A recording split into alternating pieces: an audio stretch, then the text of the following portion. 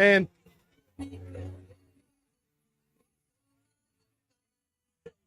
good to be seen, All right? right, good to be seen.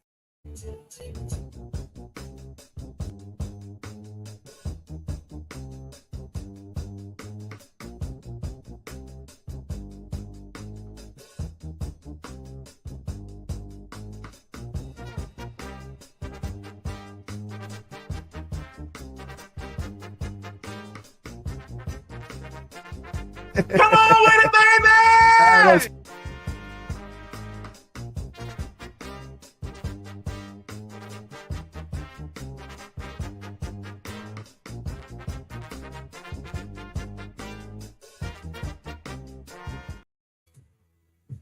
And welcome into the Bocce Ball Tournament edition of the Third and Manageable podcast. I am your host, as always, every Friday night. This is a special edition from Soleil Woodlawn Beach Bar. We want to welcome everybody into the Student Body Wright and Harrison Phillips Bocce Beach Ball Tournament. So I'm gonna leave this set for a few minutes until we get started. We're gonna be starting about 1 o'clock. So I just want to let everybody see what's going on down here. We're gonna have some player interviews a little bit later, specifically Harrison Phillips, Aaron Williams, Alec Anderson. So definitely stay tuned for those. But in the meantime, enjoy what you're seeing, and you'll see us back about 1 o'clock right here on camera. So if you hop in the next hour, you're gonna hear some music, see everybody setting it up. But we'll see you about 1 o'clock, and we'll be back. Thank you.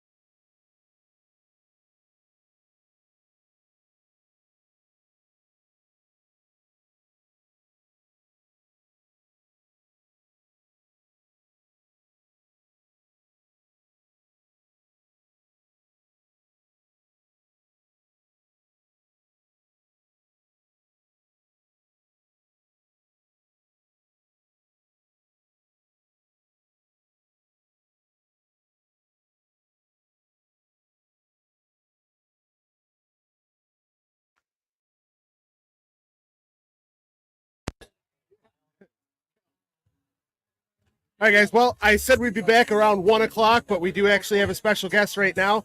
Can you hear me all right? Yes, sir. All right, perfect. So I need you to unmute. Let me see the thing. There we go. All right, perfect. And you can hear me? Yes, sir. Perfect. So we actually have the new wrestling coach for Buff State. So I definitely want to welcome in. Tell us a little bit about yourself. Tell us what's going on with wrestling at Buff State, and go from there. Yeah, so we have a really great opportunity at Buffalo State. Our athletic director, Renee Carlinio, added women's wrestling to start for this next upcoming 24-25 season. I was hired last September. Myself and my assistant coach, Kellen Devlin, were hired at Buffalo State. Since we were hired and brought on board, we were able to so far recruit and have 24 commits for year one, which a handful of those commits are nationally ranked, which is really good. So we're really ahead of the game here, which is really nice. Yeah, no, that's awesome. I mean, a definitely a great thing to hear about women's wrestling actually coming on strong. Tell us a little bit about like women's wrestling in itself and how it kind of became, because I was a wrestler all through high school back in like 2000 to 2004. So there was every once in a while you'd run into like a woman wrestler that would have to go against the boys, and it was not really fair. But I do remember a couple that we're not going to go there, but that had beaten some from our school. So tell us a little bit about how the development kind of goes through that.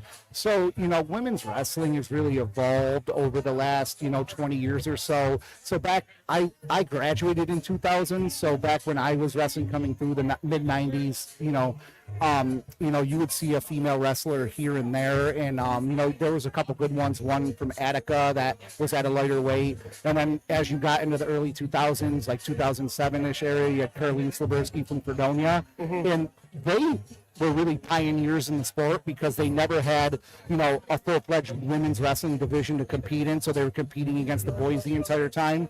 With Carlene finding great success, becoming the only female New York State finalist in the history of New York State, right? Yeah. So now women have an equal opportunity in the sport, and it's one of the fastest growing female sports in the country, right? So, we are going to, utilize women's wrestling to recruit the most diverse and talented roster that we possibly could, with also providing them, an exceptional experience as student athletes, right? It's more, it's more than just about wrestling. Yes, we're going to be successful on the mat, but, our ultimate goal is to make sure that they're successful in life after wrestling. Well, and that's the major thing. I mean, with anything, any college sport, any sport in general, is you're a student athlete first. You're a student first. Correct. That's why it comes first. So, giving them an opportunity to go get a good education on top of doing something that they love is awesome. And I commend, New York State for kind of bringing it in. And, now I'm excited to kind of, see what happens with the program and stuff like that. Now, do you coach anybody else, or is it just women? So, obviously, I've been a longtime high school coach from this area. My programs have won the only large school New York State Division I dual meet championship. We had guys transfer over to St. Francis this year. I've been on the St. Francis staff, which we took a second in the state at the individual championships, which was really nice. And what's really big is, our system really works well, right? So we utilize what I'm very good at, and then we utilize, obviously, what Kellen is the best at, and that it comes on the mat with his technique and really as a competitor. And I think that I would like for him to answer some questions for you. I think that would be great. Yeah. Kellen's a three-time New York State champion, Division I wrestler from North Carolina State. Awesome. So, first and foremost, thank you for hopping on with us, and we'll talk to Kellen at this point. Yeah, we're going to get you on here, Kellen. Phillips is in town, and several other special guests here. Don't be too shy, Kellen. Come on. I know. Sometimes No, that's okay. You're probably a better wrestler and a coach than you are a speaker. But yeah, you can't emphasize that enough. So, what do you do for Buff State? I do whatever the heck Steve tells me to do. Under his leadership, I won't be failed. So I am the in-room type of guy. So he handles everything from the recruiting, and obviously I do have a hand in that with him when we travel like across the country. try to find local talent. But more so, I love wrestling in the confines of the actual room to teach the technique, to develop these guys into the wrestlers and the athletes that they want to be. Yeah, no, and that's the thing. Like when I was wrestling personally back in like 2000 to 2004, I got into it because it was like you saw WWF and stuff like that, and you're like, oh, I want to do this. No, nothing like that. But it was probably one of my best experiences in high school because it taught you so much. It taught you how to be, a more responsible person for yourself in general, and that I think that kind of translate both to male and female. So tell us a little bit about yourself and what you guys are looking for, or tell us a little bit about what you guys are looking for in wrestlers when you go out on these trips to find talent.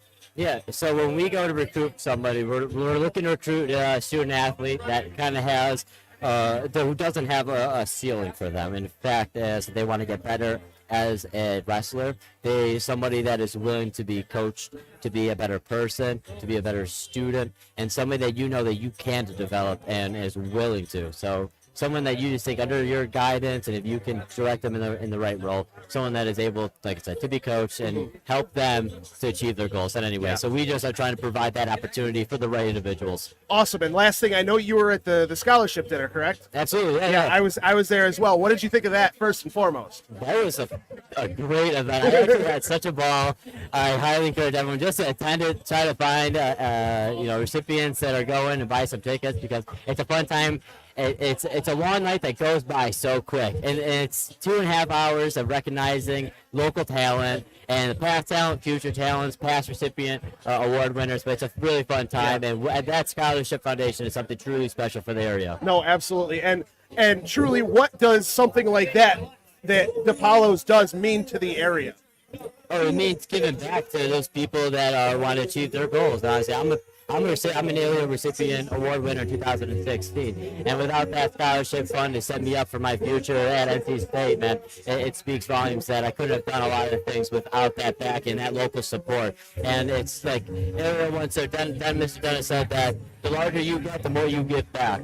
And I think he's like the epitome of that. As everything grows in wrestling and this whole community evolves, the more he's giving back to the high school levels and so on and so forth. Awesome. Well, Kellen, it was very nice to talk to you guys. Both you guys, good luck on the year, and hopefully future good things come from women's wrestling. So thank you guys both. Go Bengals. Go Bengals.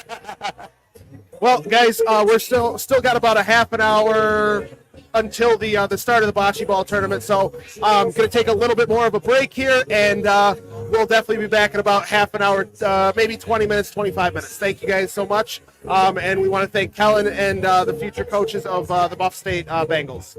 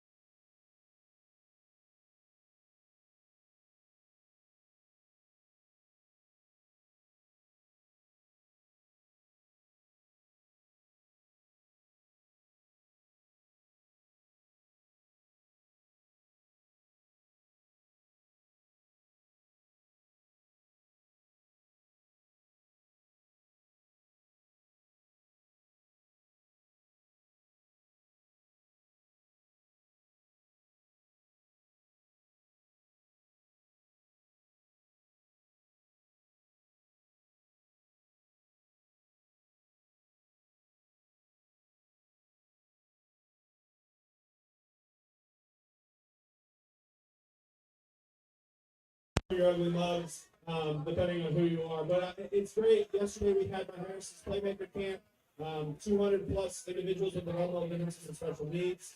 And you know, when you finish a camp like that, you have parents and family coming up to you, letting you know that this is the highlight of their child's entire year. You know, prom was the night before. A lot of those kids didn't get invited to prom, didn't get to go to their prom, weren't asked to their prom. And so it was really nice to see those mothers and fathers express their appreciation for what we do here in Western New York. And you know, being gone for 3 years, even though this is my last year, currently in the contract with the Vikings, so who knows how that shakes out. It's great to see that our organization has grown strong here because of the city of good neighbors, and really appreciate you guys. So I'm going to pass it off to Jeffrey Brady, but please just one more big round of applause for all the guys. It's the junior varsity version of Phillips. Specifically asked not to go after him. But I just want to thank everybody for coming out. 4th annual. This was drawn up on a martini napkin when I was deep in the cups for the bar of Ilios. So it's nice that this is materialized into something good and something shareable. I really like looking around and all you guys putting aside and getting to know more and more names and faces. It's all in the name of scholarship and sharing. So as the least accomplished one on the stage, I'm going to keep it moving. Good luck to everybody today. And let's present a three-peat from the Italians from Babylon, because everybody's just sick. All right, we're going to put on some shadow like that. Well, I'm sure the boys and headquarters might be able to take care of some. Right, listen, we're sitting there right now, we're giving some of the instructions we get, then we're really good over the next level, so. Okay? All right, everyone, thank you for coming, appreciate it. 45 teams here, so we have a round-robin format. I'm going to play on this board. Number 4, where it's 1, 2, all the way to 8. Everyone plays everyone. Top 2 people on each court advance to the playoffs. It does get a little competitive, so I'm going to make sure that people on score, keep your own measurements. Let's have a great time. Also, make sure the winning team reports the score at the sponsor side. After the game, and then we're going to set some games. Let's keep the games moving. There's a lot of games we played over the next week, playing 4 games. So it's a 7. The most favorite defense, and only most favorite forward, the translate points to concentrate on the defense side. If the ball goes over, the PDC play, it's out of bounds. Okay, if it's closer, it's okay. So it's a good play. So, all right, everybody, thank you again. Have a birthday to thank the time. Harris with us, and man, welcome back as always. All right, thank you, everybody else. Harrison Playmakers. God bless everybody. Thanks for being out there today. All the people enjoy the day and be the movement.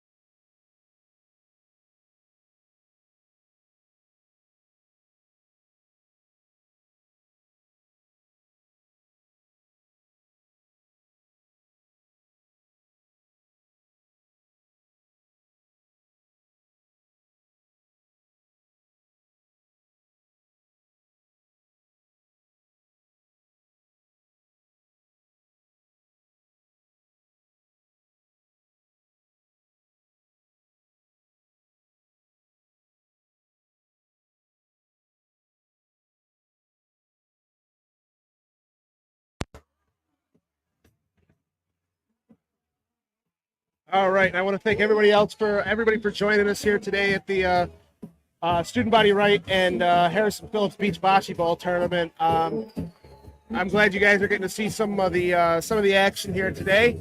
No play-by-play, nothing Rick Jenneret style or anything like that, but definitely want to thank everybody for joining us. We're going to be here all day. We're going to have some interviews later today with some of the Bills players, specifically Alec Anderson, former player Aaron Williams, current Viking player, former Buffalo Bill Harrison Phillips, and many, many more as they filter in here. So we got a lot of players here today, current and former. So definitely stay tuned for that here coming along. We're gonna try having banged up Bills from Cover One hop on for a couple minutes just to kind of go over some stuff as well. So definitely want to thank everybody for joining us. Just wanted to check in and let everybody know that I'm still here with you. So, but we'll be here all day. Thank you.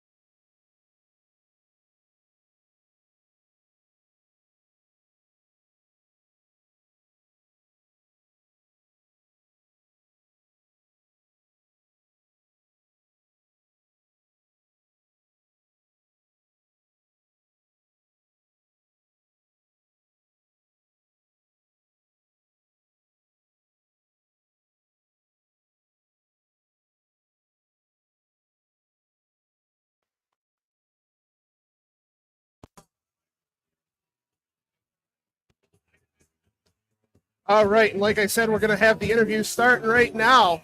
Can you pull that up? Yeah. We actually have Alec Anderson on screen right now with us. So definitely want to thank him for hopping on with us here at the Bocce Ball Tournament. First and foremost, Alec, how are you? I'm great. You know, it's not so sunny, but it's still a great day out here.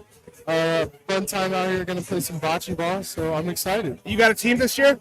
I think I'm playing with Dennis. So Awesome. I'm looking forward to that. That should definitely be a fun time. So what does it mean to you to come back here for the DiPaolo family? It means a lot. You know, the DiPaolos have had me over to their house for dinner multiple times, and I just love them. They're like family.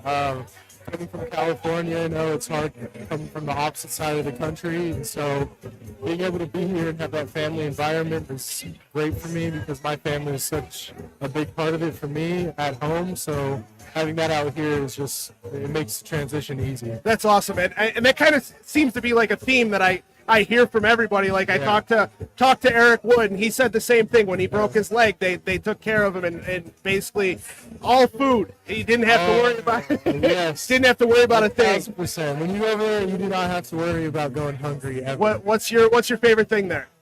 Oh, at the restaurant or at their house? At the restaurant. At the restaurant, I love the like pesto pasta with the chicken on top.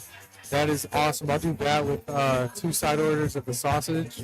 Mix that in on the side. So Awesome. Yeah, you're a big guy. You need to eat that extra sausage, exactly, right? Yeah. exactly. So with that being said, how's the team looking this year? But, you know, it's looking great. OTAs is always fun just to get back out there and hang out with the guys, and you know, being with them 24/7 during the season to not really seeing them during the off season to now. It's kind of nice being able to hang out with everybody. Rebuild the relationships that you had, and you know, fun to go out there and play football too. So it's fun. So how's the offensive line shaping up this year so far? We're shaping up good. You know, it's always competitive being in the NFL, and so it's fun just going out there and competing with the older guys and them teaching us, you know, their tips and tricks for the offense, and also blocking the D linemen like Daquan Jones and Ed. So it's a lot of help. Hey, Will, what's going on? Come on with it. So that we did lose Mitch Morris this year. So who do they have running with at center and left guard? Yeah, Connor and Dave are running the offensive line right now. So it's good having that. You know, the veterans still in there showing us young guys what to do. And Connor, he played like 100 snaps in college at center. So how's he doing at center? He's doing great. Connor's a great player. He's athletic. That's why they trust him being at center. So it's awesome seeing him switching and, you know, no hesitation. The leadership is still there. It's great from Connor, and then also him knowing the offense is great also. So Awesome. it's a good transition. Awesome. And how's the new offense coming? It's coming great. You guys saw it with the last stretch of the season, upward swing, and I think we're going to hold that momentum into this season. So here's a question for you, and you don't have to answer it, but last year after they fired Ken Dorsey, we know Joe Brady has a certain playbook, right? So did he more take his playbook and kind of integrate it, or did he like put his own stamp on like the Ken Dorsey playbook? During season? Yeah. During season, it was still a mix of everything. Joe did a great job running Dorsey stuff, kind of what we still knew, but also he implemented some of his own things that helped us as well. So it was still we both got success from both sides of the offense as well, so it's good. And where are you currently playing? I'm playing all 3 interior, man. Switchblade. How do you like it? It's fun. I like it. In a practice, playing all 3 positions. It's different, but it's fun. You know? Yeah. No, I mean, I know during when I played in high school, I played left tackle. Okay. I'm sorry, right tackle. And I also that was a couple years, but the signals and everything like that. How down do you have to be on those signals to be? You got to be 100%. It's not so much like signals in the NFL. It's because the QBs have radios in their helmets so you can hear, so they're telling you verbally. So you just got to know the code words now. It's not so much as knowing the signs anymore. Gotcha. Well, I do want to thank you for hopping on with us here at Do Champions, and we'll be here all day. So I'm sure you'll see. We call your friend, my friend, student, because he's got that alter ego online. So we kind of got to keep it separate. Got to keep it separate. So, but Alec, thank you so much for hopping on. Appreciate it, And yeah, absolutely. And like I said, he told me to give you that hat from Sons of Erie. They are one of our sponsors, so definitely thank you. Sons of Erie. Absolutely. Absolutely. Thank you, Alec.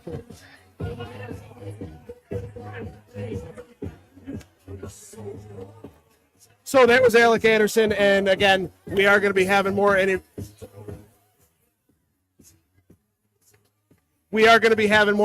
throughout the day as we go here. So definitely want to thank everybody for tuning in. We're going to be here as long as this thing goes. So definitely hop on if you have any questions, comments, or anything for any of the players, current or former. Please let us know.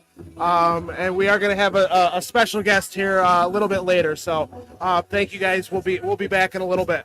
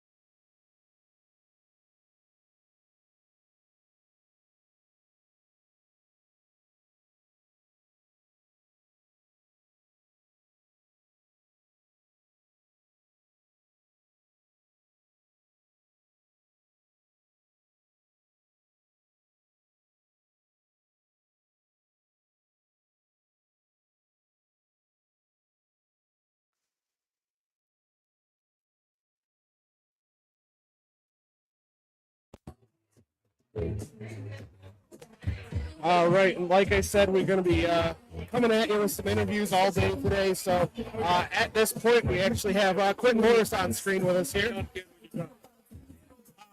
He's getting called away, but we'll get this done pretty quickly here. So, but Q, how are you today? Doing good, man. Happy to be out here. I love coming to the bocce event.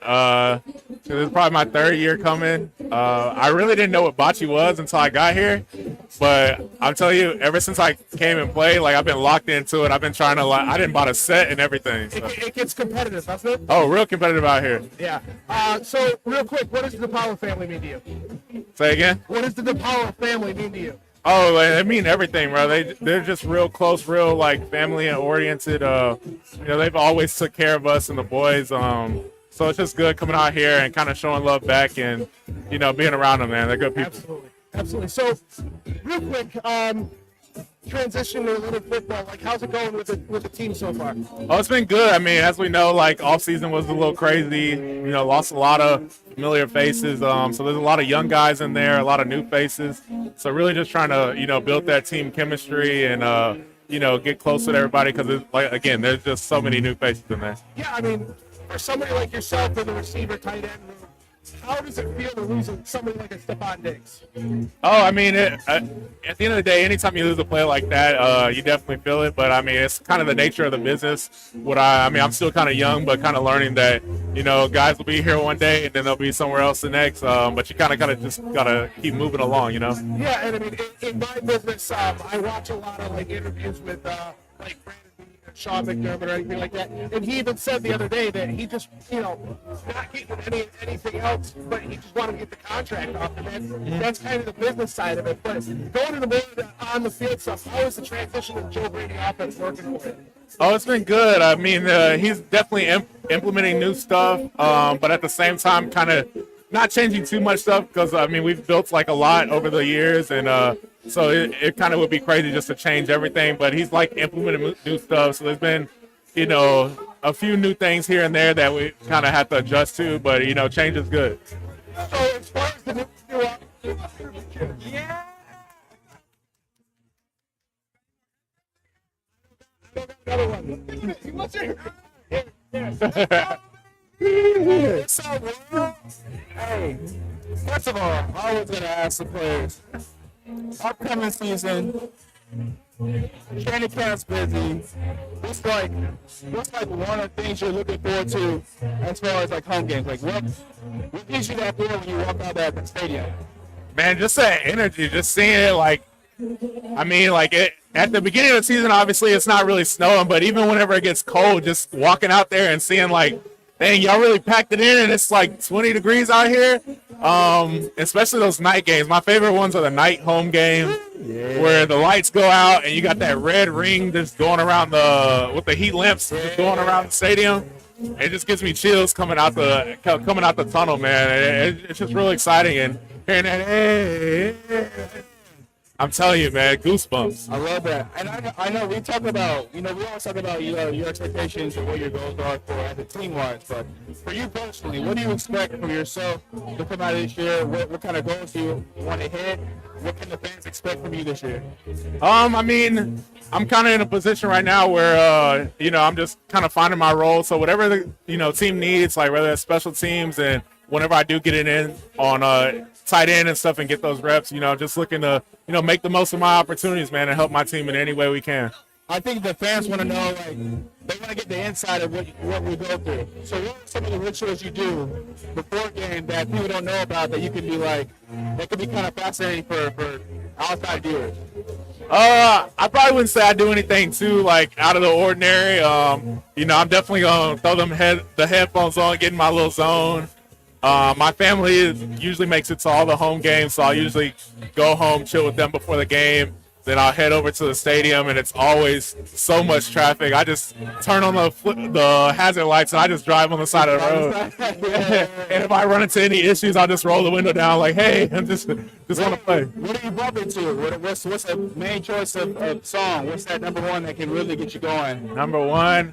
I'll probably say a lot of Gunna, some Lil Baby, really anything. Probably Lil Baby's number one. I'll find anything on there. Just wherever gets you going. Just whatever, man. Just whatever. I feel that. And last question for me. What's I know coming here from your hometown it's a different atmosphere. What's something that you took the most from being here compared to being in your home? Coming here, it's a new city, new environment, new people, new culture. What's one of the things that get you excited, not only just with the fans, but like culturally here? What motivates you to like go out there on Sundays and be like, man, I gotta do it for the city? Oh yeah, it's definitely different. I mean, I'm from Houston, Texas, so I'm come from a big city. Like, there's so much going on, so it's a lot different, you know. Coming and then it's hot too, starting with the weather. Yes, sir. So it's definitely been a change. But I went to school in Ohio, so the weather wasn't too bad. I mean, the snow gets pretty crazy here, but overall, just the city, it's always been like a real like. It almost gives me like a college town feel, man, and I always love it. Just with like player-to-player interaction, you know, the boys are always together, and outside of that, just the player-to-fan interaction, it's always good. It's always genuine. Like, you can go anywhere out here, and the people are gonna take care of you, and the people are gonna like laugh and smile. So it's just like a real like close city, man, and I love that. It's like a real brotherhood. I can definitely relate to you with that because us Texas boys, you know, we come from a football country, and you come here, and not a lot is talked about Buffalo, but when you come here, man, you kind of get that same vibe as like the heart and the love they have for their team and their players. Mm-hmm. For guys like you and I who come from high school football in Texas, where football is God, it's you real, know what I mean? it's real. Love. And then you get here, and you're kind of like wondering what's going on, and like how the city.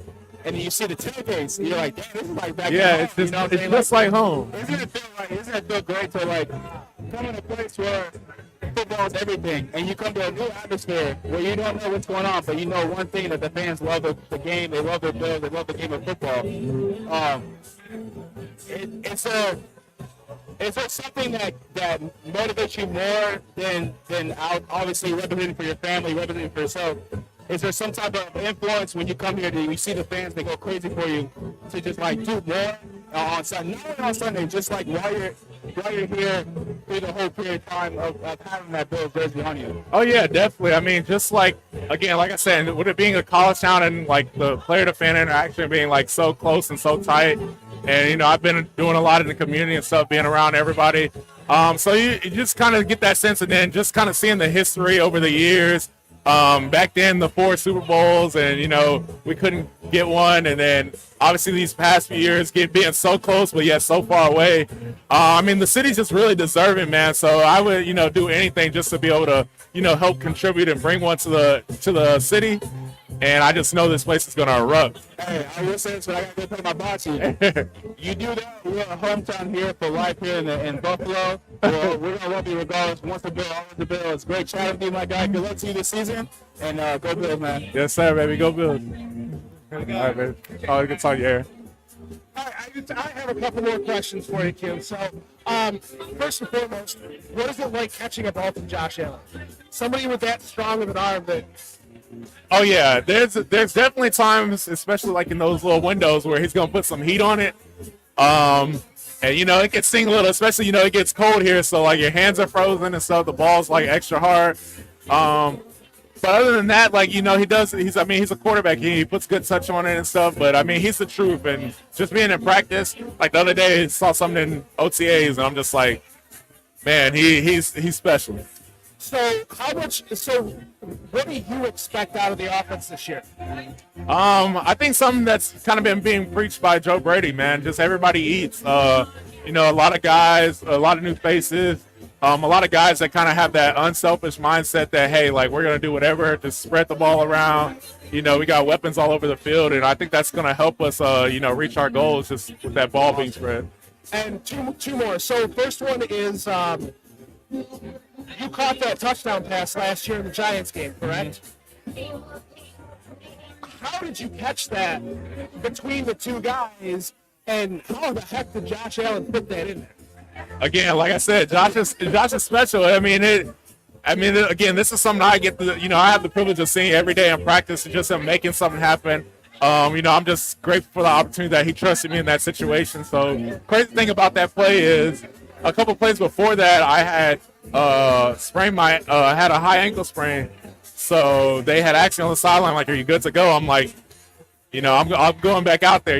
Just gonna put it on the line for the team. So I had like a rub route with Dawson, I believe it was, and was trying to set like a pick and get him open. But I think the blitz came, so it turned into scrambled rules. So I just scrambled to the end zone and I made eye contact with him, and I'm like, "There's no way he's about to throw this. No way he's about." And then I'm like, "Oh, it's coming, it's coming." And before I knew it, he just fit it right there in that little tight slot, and I'm just like, I was excited. I blacked out for a second. Then I'm like, "Ow, my ankle." Then I think Dawson jumped on top of me, and then I'm just like, kind of on the sideline, like, "Dang, he really threw that." So yeah, it was exciting. And last one, so we saw what Kincaid brought to the team last year, right? So two-part, what do you guys expect more from him this year? And then what do you also expect from a player like Keon Coleman coming in for his first year? Oh yeah, with Keon, I mean, just taking it slow. Got a new guy coming in. Obviously, high expectations. He's came in. He's getting over that learning curve of just being new to everything. But obviously, expectations are going to be high. I think he's a great kid. Great ability, and he's going to come in and affect the game immediately. At the same time with Dalton, I mean, we saw what a great historic first year he had. And that's one of my best friends on the team, so I'm excited to see what he's gonna do. I always mess with him in workouts just to get him going. I'd be like, "They said you're gonna have a sophomore slump. What are you gonna do about it?" So that always gets him going. He'll start pumping the iron even faster. But that's my guy, and I just know he's gonna live up to the hype. Awesome. Well, I'm excited. I'm part of Bills Mafia myself, even though we do this together with Student Body Right. Can't say his actual name. I don't know if he's actually about that, but we do this together, and even though that I do this, I'm still part fan first, always. But so anything you guys do on the field is awesome, and I appreciate you hopping on for a couple minutes with us. Giving the interview to Aaron, definitely a good time. But Q, thank you. Always a pleasure, baby. Absolutely. You have a wonderful time. Hopefully you guys do well. Oh yeah, I'm going out there and competing in bocce. Well, enjoy the rain. All right. Well, and that was Quentin Lewis, tight end for the Buffalo Bills. We definitely want to thank him for hopping on with us for a little bit. And we're going to have more interviews throughout the day. And as we hop on, I do got to get out of the rain personally for a little bit because it's starting to rain. So I'm going to hop under the bar, and we'll see you back here in a little bit.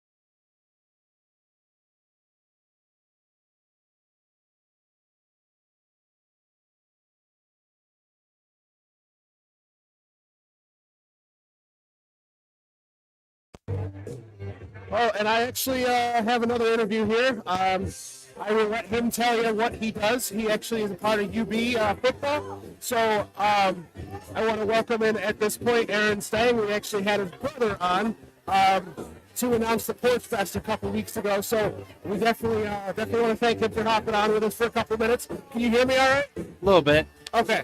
So with that being said, tell us a little bit about what you do for UB.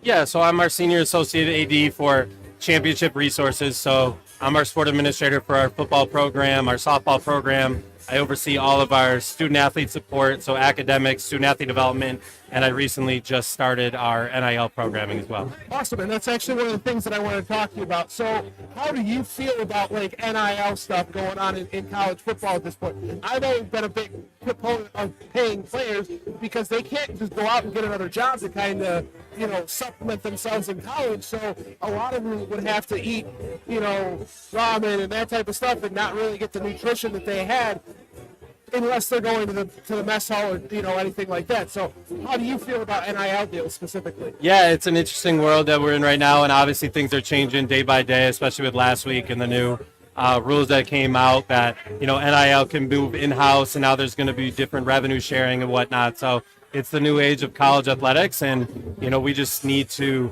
buy into it and adapt to it and be able to take advantage of it. And I heard it's 22%. Does that number sound correct? Yeah, so the way they got that number is kind of interesting, but ultimately the idea is between scholarships and the revenue sharing, it adds up to 50% of our revenue is going to our student athletes between scholarship, revenue generation, between TV contracts, sponsorships, ticket sales, and whatnot. So a lot of it that you hear, though, on the news is a lot of the Power Four conferences that they look at that number for. So we're not necessarily required to pay that 22% at our level. So it's kind of a different ball game right now at the mid-major level and figuring out how we can best take advantage of the new rules and what works for us. So as far as that goes, so how is the team looking this year so far? Yeah, I mean, we have a new head coach, Pete Lembo. He was a special teams coordinator, associate head coach from South Carolina. He came in and he's done a great job. All our guys are bought in. He's done a great job with the transfer portal. He's done a great job with the guys that we currently have here. So we're excited to get fall camp rolling here at the end of July and really get prepared for our season. And who's some of the big players that we should watch for UB this year? We got a couple local guys. So we got Sean Dolak, who went to Seneca East High School. He recently left to go to Utah State prior to last season. Realized that he wanted to be back home. Came back to Buffalo. He's the first athlete that we have in the whole department who signed with our new collective, the Nickel City Collective. So he's just a fantastic linebacker for us. A couple seasons ago, led the nation in tackles. Well, I think he was second in tackles. And then last year, unfortunately, had a couple injuries. But he's going to be a player for us. And then on the offense side of the ball, we have a wide receiver, Nick McMillan, who's a local guy who played in the Buffalo public school system. And, he's ready for a breakout season, had a great spring game for us. So we're excited about it. And who's going to be throwing those guys the ball? Yeah, we got a couple returners for us. CJ Agbana is a returner. Gunnar Gray is a returner for us at the quarterback position. And then we just had a transfer come in from Old Dominion, Jack Shields. So we're going to have a good little competition here in camp to see who's going to be our number one quarterback. Awesome. And real quick, is Dolak the only one you suspect to maybe work towards the NFL draft? Or do you see anybody else getting that we should watch for that?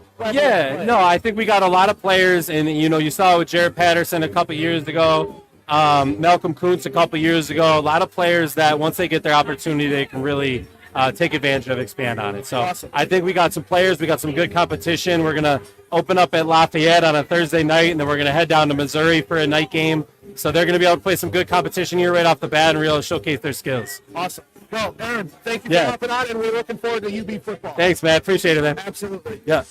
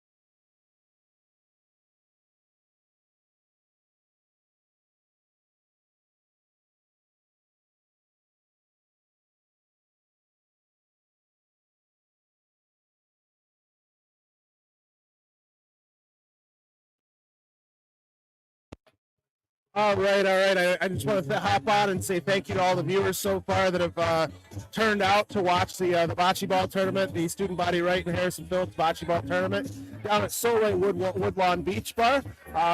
Definitely stop down. It's $50. All you can eat, all you can drink. Definitely hop down or stop down and check it out.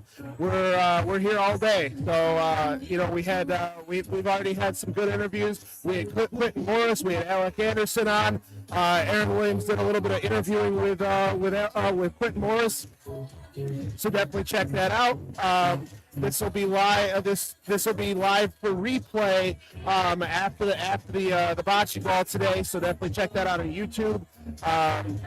Definitely want to thank everybody for joining us today, and we're still going strong, even though it's raining down here. So as you can tell from the courts that are playing, we got Student Body Right on court 1. Which is sponsored by our sponsor, Beauty Pools.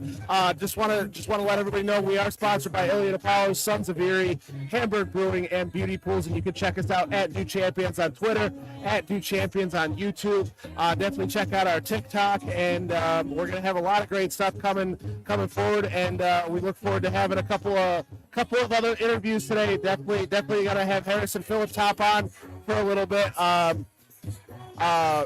Also going to have my cousin Ryan Stang hop on again to kind of go over what's going to happen on June 15th with us, and we're going to do a little bit of this type of thing on June 5th, Saturday, June 15th. We also are going to be doing some live interviews from Deion Dawkins' cornhole tournament on Wednesday, so we'll be here for that as well. That one won't be live, so you'll see some of the recordings later on. That one will have a lot more interviews with other Bills players, current Bills players. So definitely check that out. But with that being said, we're gonna be here live all day. I'm gonna have Ilio DiPaolos hop on in a little bit as soon as he's done playing. Just all in all, a great day so far. A lot of people here, about 380 people here. So definitely stop down if you want. It'll be great food provided by Rachel's and Ilio DiPaolos, so definitely check that out. And enjoy a few drinks on with that being said. So definitely want to thank everybody for tuning in and everything like that. So I'm gonna hop off here for a little bit, but the stream will still be going. So definitely want to thank everybody for hopping in.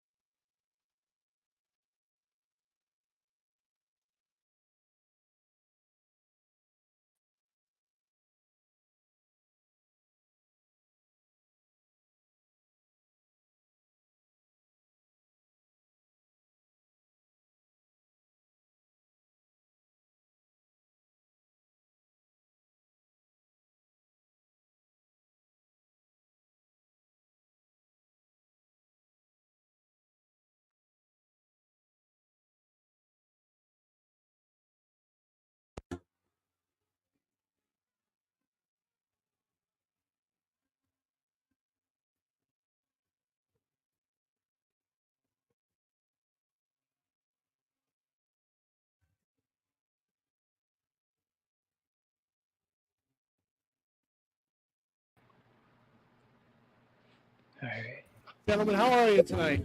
Good. How about you? Good. Look like you're having fun. Yep.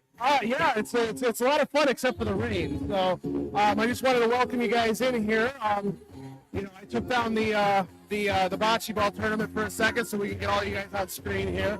Definitely want to thank you guys for joining us. So what do we want to talk about while it's raining, while we're between games here? Well, yeah.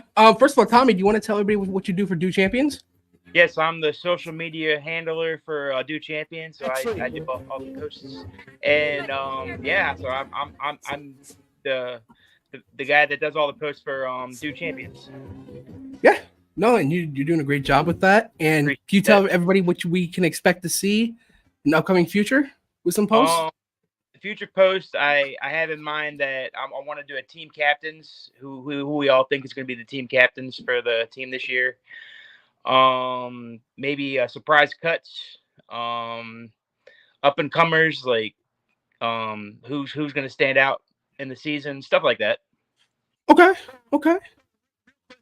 Just so you guys know, we already had the interview with Alec Anderson. We had the interview with Quentin Morris. Yep. Who else? I interviewed my cousin Aaron Stang, who's actually one step under the athletic director at UB. So definitely a good thing there. So but first and foremost, Tommy, why don't you tell us about that hat you're wearing? Oh yeah. The Sons of Erie hat. I got this hat when I was in Buffalo last year. Student gave me this hat as a gift, so I appreciate him for giving me this hat, and I love it.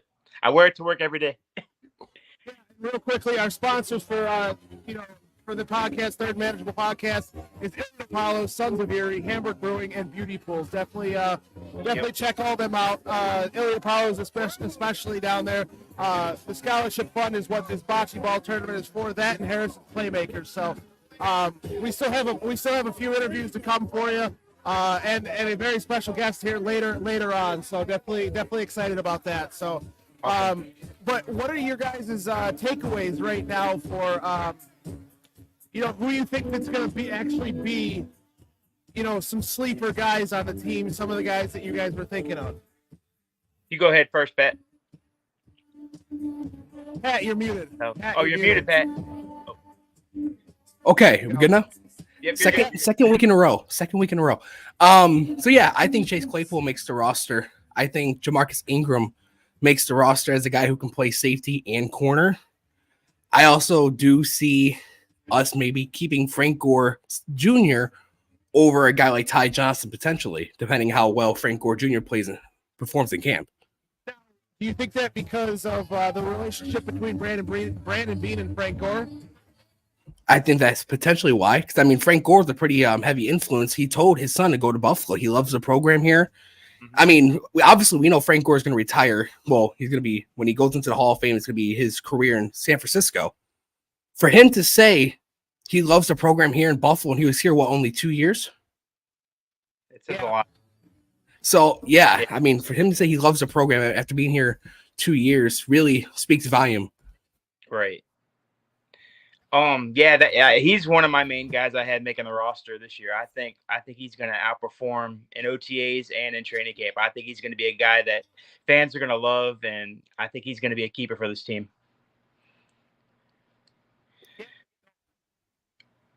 With you, Pat, on the Chase Claypool thing, when we talked about that on our last podcast, for sure, Chase Claypool is one of the ones that I really truly believe that is going to end up making this roster.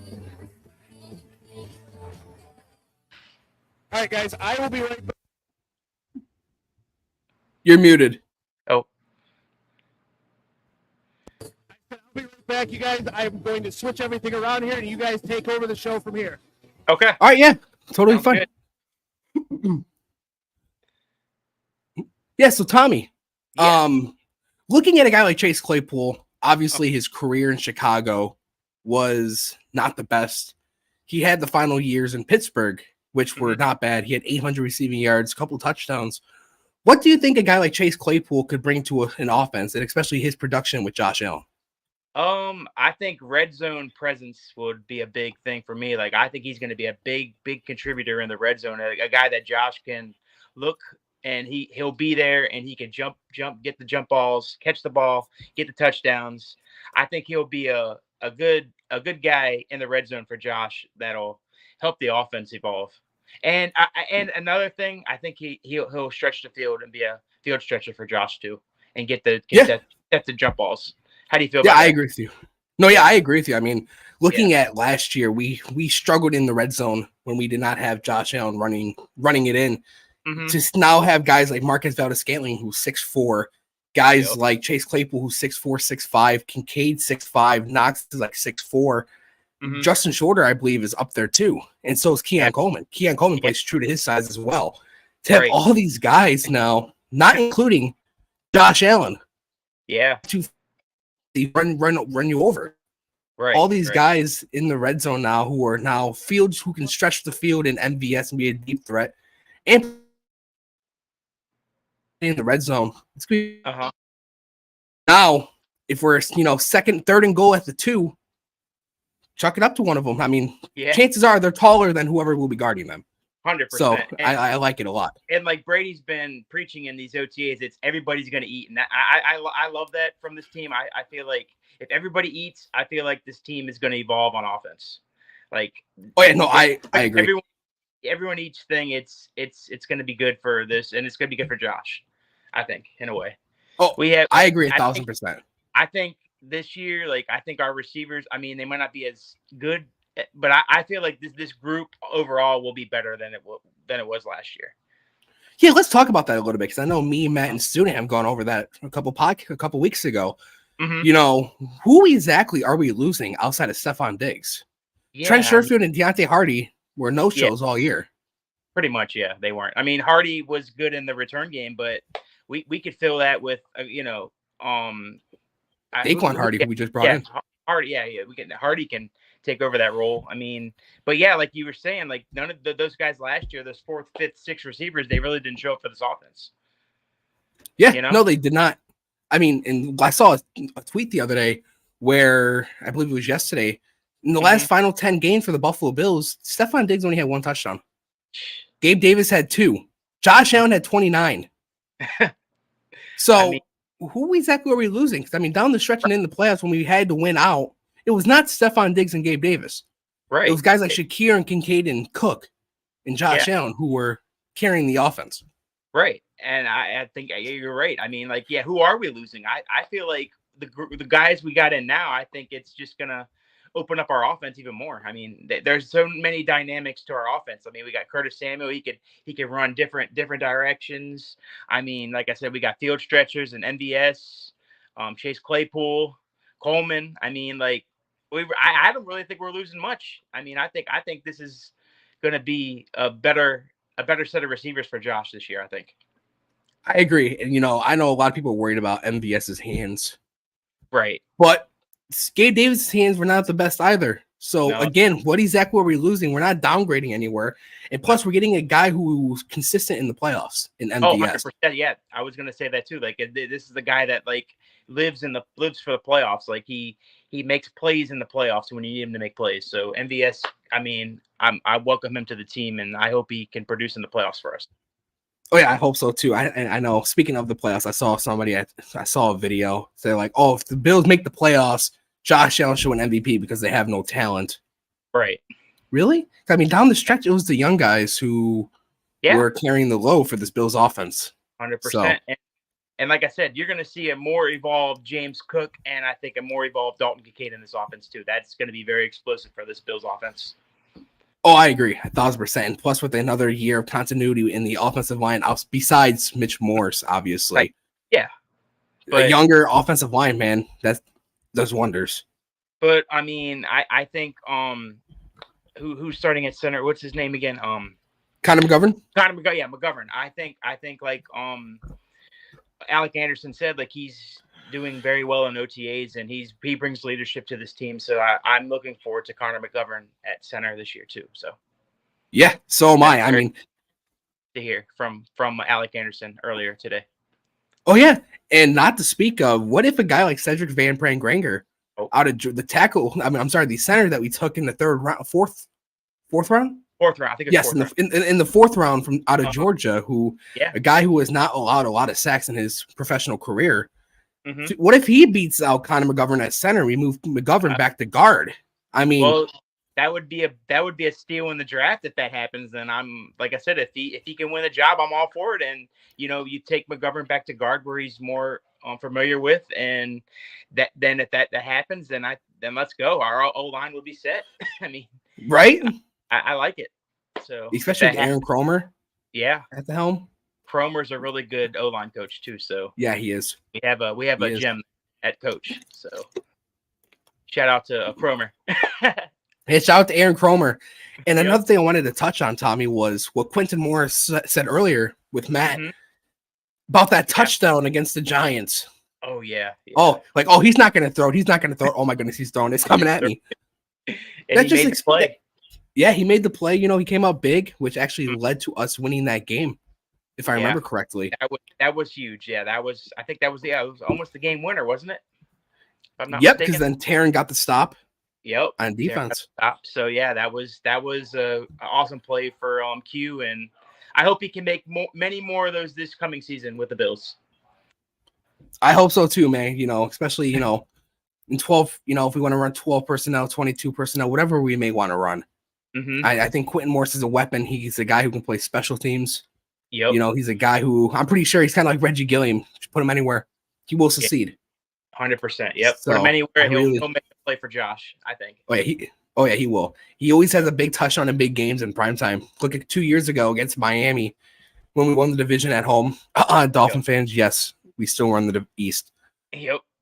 Then last year against the Giants. I cannot wait to see what he does this year.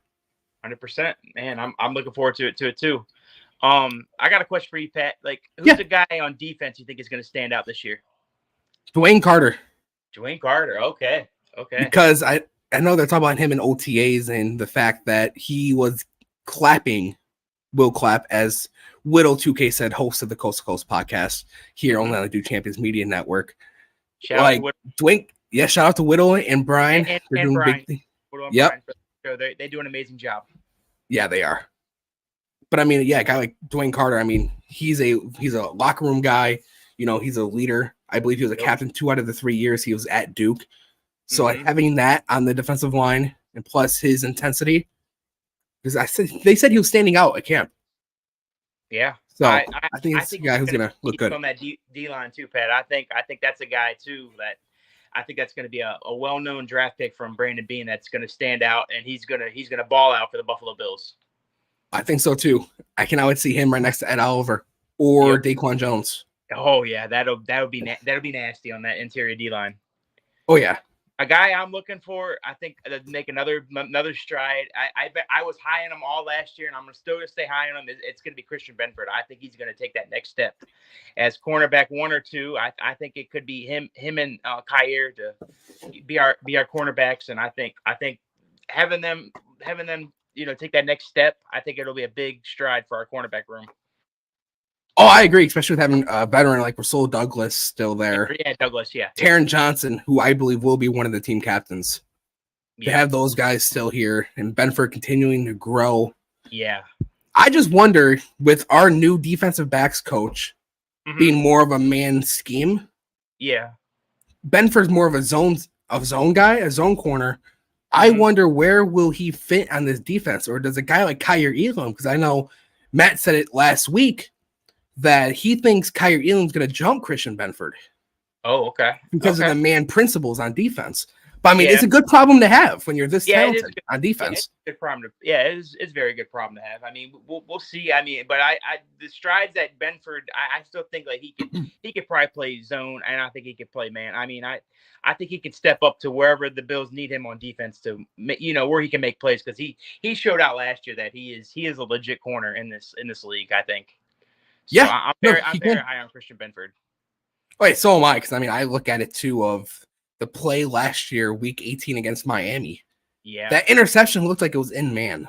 Obviously, you need more than one play to say you're good at it, but that's just a play I go back and watch with Benford, where I believe Tua was targeting Tyreek Hill. Right. And Benford came up with the ball. There was still a safety high.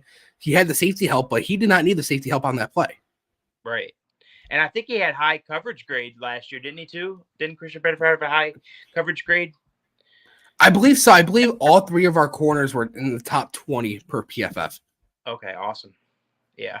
So I'm Man. looking for that cornerback. I think our corners are going to step up and they're going to show out on defense, I think. I mean, people are really underestimating like what our defense can do, even though we lost a lot of veteran leadership. But I think that the younger guys are going to step up and show what they're made of.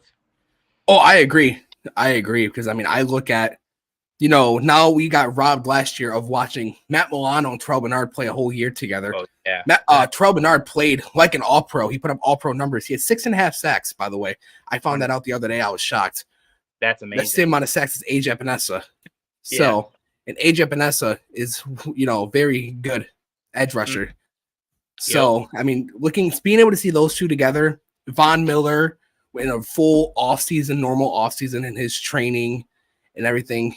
Everybody's healthy. We got younger at key positions like safety. Matt Milano will be back week 1 per a couple sources. Yep. It's just how can you count out this Buffalo Bills defense and say it's not talented? Yeah, I know. I mean, who do we lose on defense? They have talent all the way around, like from the back end to the front seven. I mean, it's just like, yeah, I mean, I'm just going to say right now, teams better just watch out because, I mean, everybody underestimates Sean McDermott's defense. And every year it's either top 5 or top 10. So it's like this year could be very, very, very good for us, I think, on defense. It could be. And I agree with you. I mean, I look at the fact of last year, we did not have all of our players playing. We were never fully healthy on defense. 100%. Week 3 is when we were the so-called healthiest, but we were still without Von Miller. Yep. And by the time Von Miller came back, we lost Trey White. Yep. So, I mean, nobody has seen a fully healthy Buffalo Bills defense in quite some time. And to think that we still have won, 4 straight AFC East championships? Yep. We're going for our 5th. We're going for our 5th. I just don't know how you can say, this Bills team's window's shut when you haven't seen this Bills team healthy since 2020. Right. And we were in the AFC Championship game. People keep saying, "Oh, they're gonna fall down," but like, can we really trust a Jets team with a 39-year-old quarterback? How old is Rodgers? I think he's 41. 41, a 41-year-old quarterback. I mean, like I said, I mean, I don't think he's gonna be fully healthy. I mean, coming into the season. So, and then the Dolphins, they've lost a lot of key pieces, and then nobody's really talking about them about like their window shutting or anything. So. But Patriots, they're in a rebuild. So like I still think it's the Bills division. Oh, I agree with you, Tommy. I still have us winning the division. I mean, Miami just paid Jalen Waddle. Now, what does that mean for Tua? If they were to pay Tua, that's about maybe 50%, three quarters of their cap between three what players. Does it mean for Tyreek? Could this be Tyreek's last year in Miami? I know he said he wants to retire by 2025, so maybe this is his last year. Maybe he plays one more. Yeah. I mean, me personally, retire now. Yeah. I've never been a fan of Tyreek Hill. There are reports that say he wants to be paid again, so like I don't know if the Dolphins are going to be able to do it. I don't know how. I don't know how they're going to do it. I really don't. To pay 2 receivers like $80 million, I mean that's going to be rough. And they still have guys like Jalen Phillips that are, going to be pending free agents pretty soon, and Javon Holland, who's a good safety as well. Yep. And I know Jordan Poyer starting for them this year, but what are they going to do next year? Right. I mean, they need a cornerback too as well. 100%. So yeah, they're a big question mark going into this year and into next year. So yeah, yes they are.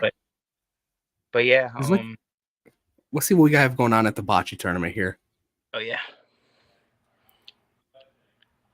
Looks like a good time, man. Wish I could have been there. Yeah, I know. I do too. I'm hoping to be there next year. Hopefully, I'll be there. Yeah, I will be there next year.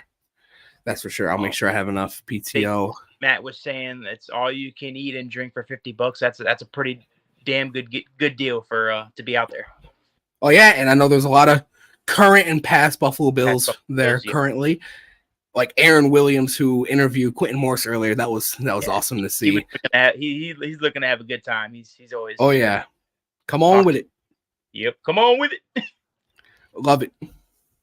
Yep. Yeah, so anybody who wants to go down there, it's $50. You get, like Tommy says, unlimited food and drinks by Rachel's and Ilio DiPaolos. Tommy, you want to tell everybody about Ilio DiPaolos and your experience with Ilio DiPaolos? Oh, they have some of the best Italian food around in Buffalo. And it's Hamburg. Is it Hamburg? Are they located in Hamburg? Blaisdell, Okay. New York, Blaisdell, New York. 14219. Okay, yeah. Some of the best food I've had. The Brady wings are really good. Their pasta's pretty good, and of course, try their pizza because their pizza's pretty good as well. Yeah, I know Matt sends me a few pictures every time he goes to Ilio's of the pizza that he gets. I'm like, Yep. I'm 11 hours away from Buffalo, so I'm like, man, why are you doing this to me? Because I'm 8.5, so. Yeah, right. It's like I can't Uber Eats it or anything, so. But I do plan on going there when I come up for the Jacksonville Jaguars game in late September. Yeah, so, I plan on being at that game as well. Hopefully we can do a live show out there. Oh yeah, that would be fun. We're all down there. Yeah, because I know I will be down there. Tommy will be down there. Yep. And I believe Ryan, which is another one of our social media handlers, will also be down there. Maybe we all can get together, give a little tailgate experience here on the Do Champs Media Network and have a good time. That's gonna be fun. Oh yeah, that's gonna be super fun. It'd be a good night game for the Bills too as well. I know they want to get revenge from Jacksonville after last year. So. Oh yeah, we owe them. We owe them. Yes, we do. Yes, we do. We definitely owe them a butt kicking. A butt kick. Would say. Yep. Yes. Yep. And also make sure you guys check out our Twitter spaces that we have on @DoChampions. We host it for about an hour a day. I know we're gonna start picking it up with that, hosting at least twice a week. Come in, talk some Bills. If I have any questions, we will answer it. Myself, I'll be in there. Tommy will be in there. Yep. Ryan will be in there. Pretty sure Matt Diegert will be in there. Student Body Right. Student Body Right. Yep. Randy, our other. Yes, Randy and Mafia King. Randy, our social media manager, and so we'll all be in there to talk Bills and have a good time in the space with everybody that comes in. Yep. And if anybody's interested in a writing position here at Do Champions Media Network on our website, you can reach out to myself, Tommy, Matt Diegert, and Student Body Right. We're all on Twitter. Yep. And if anybody wants to check out our merchandise, go to sonsoferie.com. We have a bunch of Do Champs gear, like Patrick's got on the hoodie. What color you got on? What color you got? Oh, it's crimson. It's crimson. It's crimson color. Okay, yeah. So this is the sonsoferie.com. So check them out and give us a like on that, and go buy some stuff from them.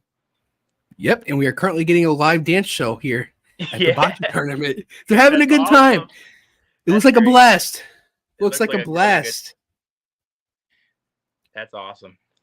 I know Matt said later on we plan to have on Harrison Phillips, hopefully. Yep. And a special guest who I don't even know who it is. I don't either. So who knows who it could be? I know. I think he said Ilio DiPaolos is going to come on too to talk. Yep, Ilio's going to come on too. Talk on maybe his restaurant and how things are going. Oh yeah, get everybody in here. Good time. Oh yep, just like if you want to be dancing like that, make sure you go head down to the Bocce Tournament. I think it's Soul Woodlawn Beach. Yep. So go down there, $50, have a good time, unlimited drinks and food. And they do have covers, so if you don't want to be in the rain, you can be under the tents and stuff. So if you don't want to get yes, stay under cover if you can. Right? Yep. Stay under, stay nice and dry, but make sure you're having fun. Yep. But Tommy, looking at some of the off-season moves for the Buffalo Bills, which one has been your favorite? Okay, off-season moves for the Buffalo Bills. So does that include draft and free agency, or just free agency? Let's go with just free agency. Then we'll do the draft. I'm trying to think who I like in free agency this year. I'm trying to think. Well, I think you go ahead. Give me yours, Pat. Well, I think. Okay. Yeah. For free agency, mine has to be Marquez Valdez-Scantling. Okay. It's a guy who comes up big in the playoffs, might not play the best in the regular season, but come playoff time, he's there. I mean, he caught a pass in the Super Bowl back in February. So me personally, it has to be Marcus Valdes-Scantling with his playoff experience, deep runs, that Super Bowl caliber. You know, he's a two-time Super Bowl winner. If people want to, you know, discredit his skill on the field, at the end of the day, he still is a two-time Super Bowl champion. He knows what it takes to get it done. And he comes up big in the playoffs. So for me, it has to be Marcus Valdes-Scantling. For me, okay, I think I got my guy. I think the safety from Kansas City, Mike Edwards. I think he's gonna. Mike Edwards, yes. I think he's gonna be a good, solid signing for the Bills. Like he's gonna. I mean, he's taking over for the. Is it the Poyer? The Hyde. The Hyde. He's taking over free the safety. Hyde. Free safety. So I think having him out there, I think that'll be a big signing for the Bills because they needed some more depth at safety. And then that's too if Hyde decides to come back because there are rumors that maybe he might come back for one more run. So we'll see. Yeah, you know, if that's what he wants to do, I'm all for it. But there is life after football.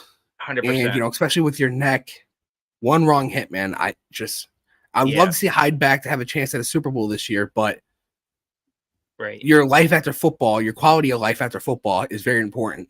So 100%. if he gets cleared, I'm all for it. But if he wants to retire, I respect his opinion, and I'm pretty sure if we do end up winning the Super Bowl in February, that he will get a Super Bowl ring.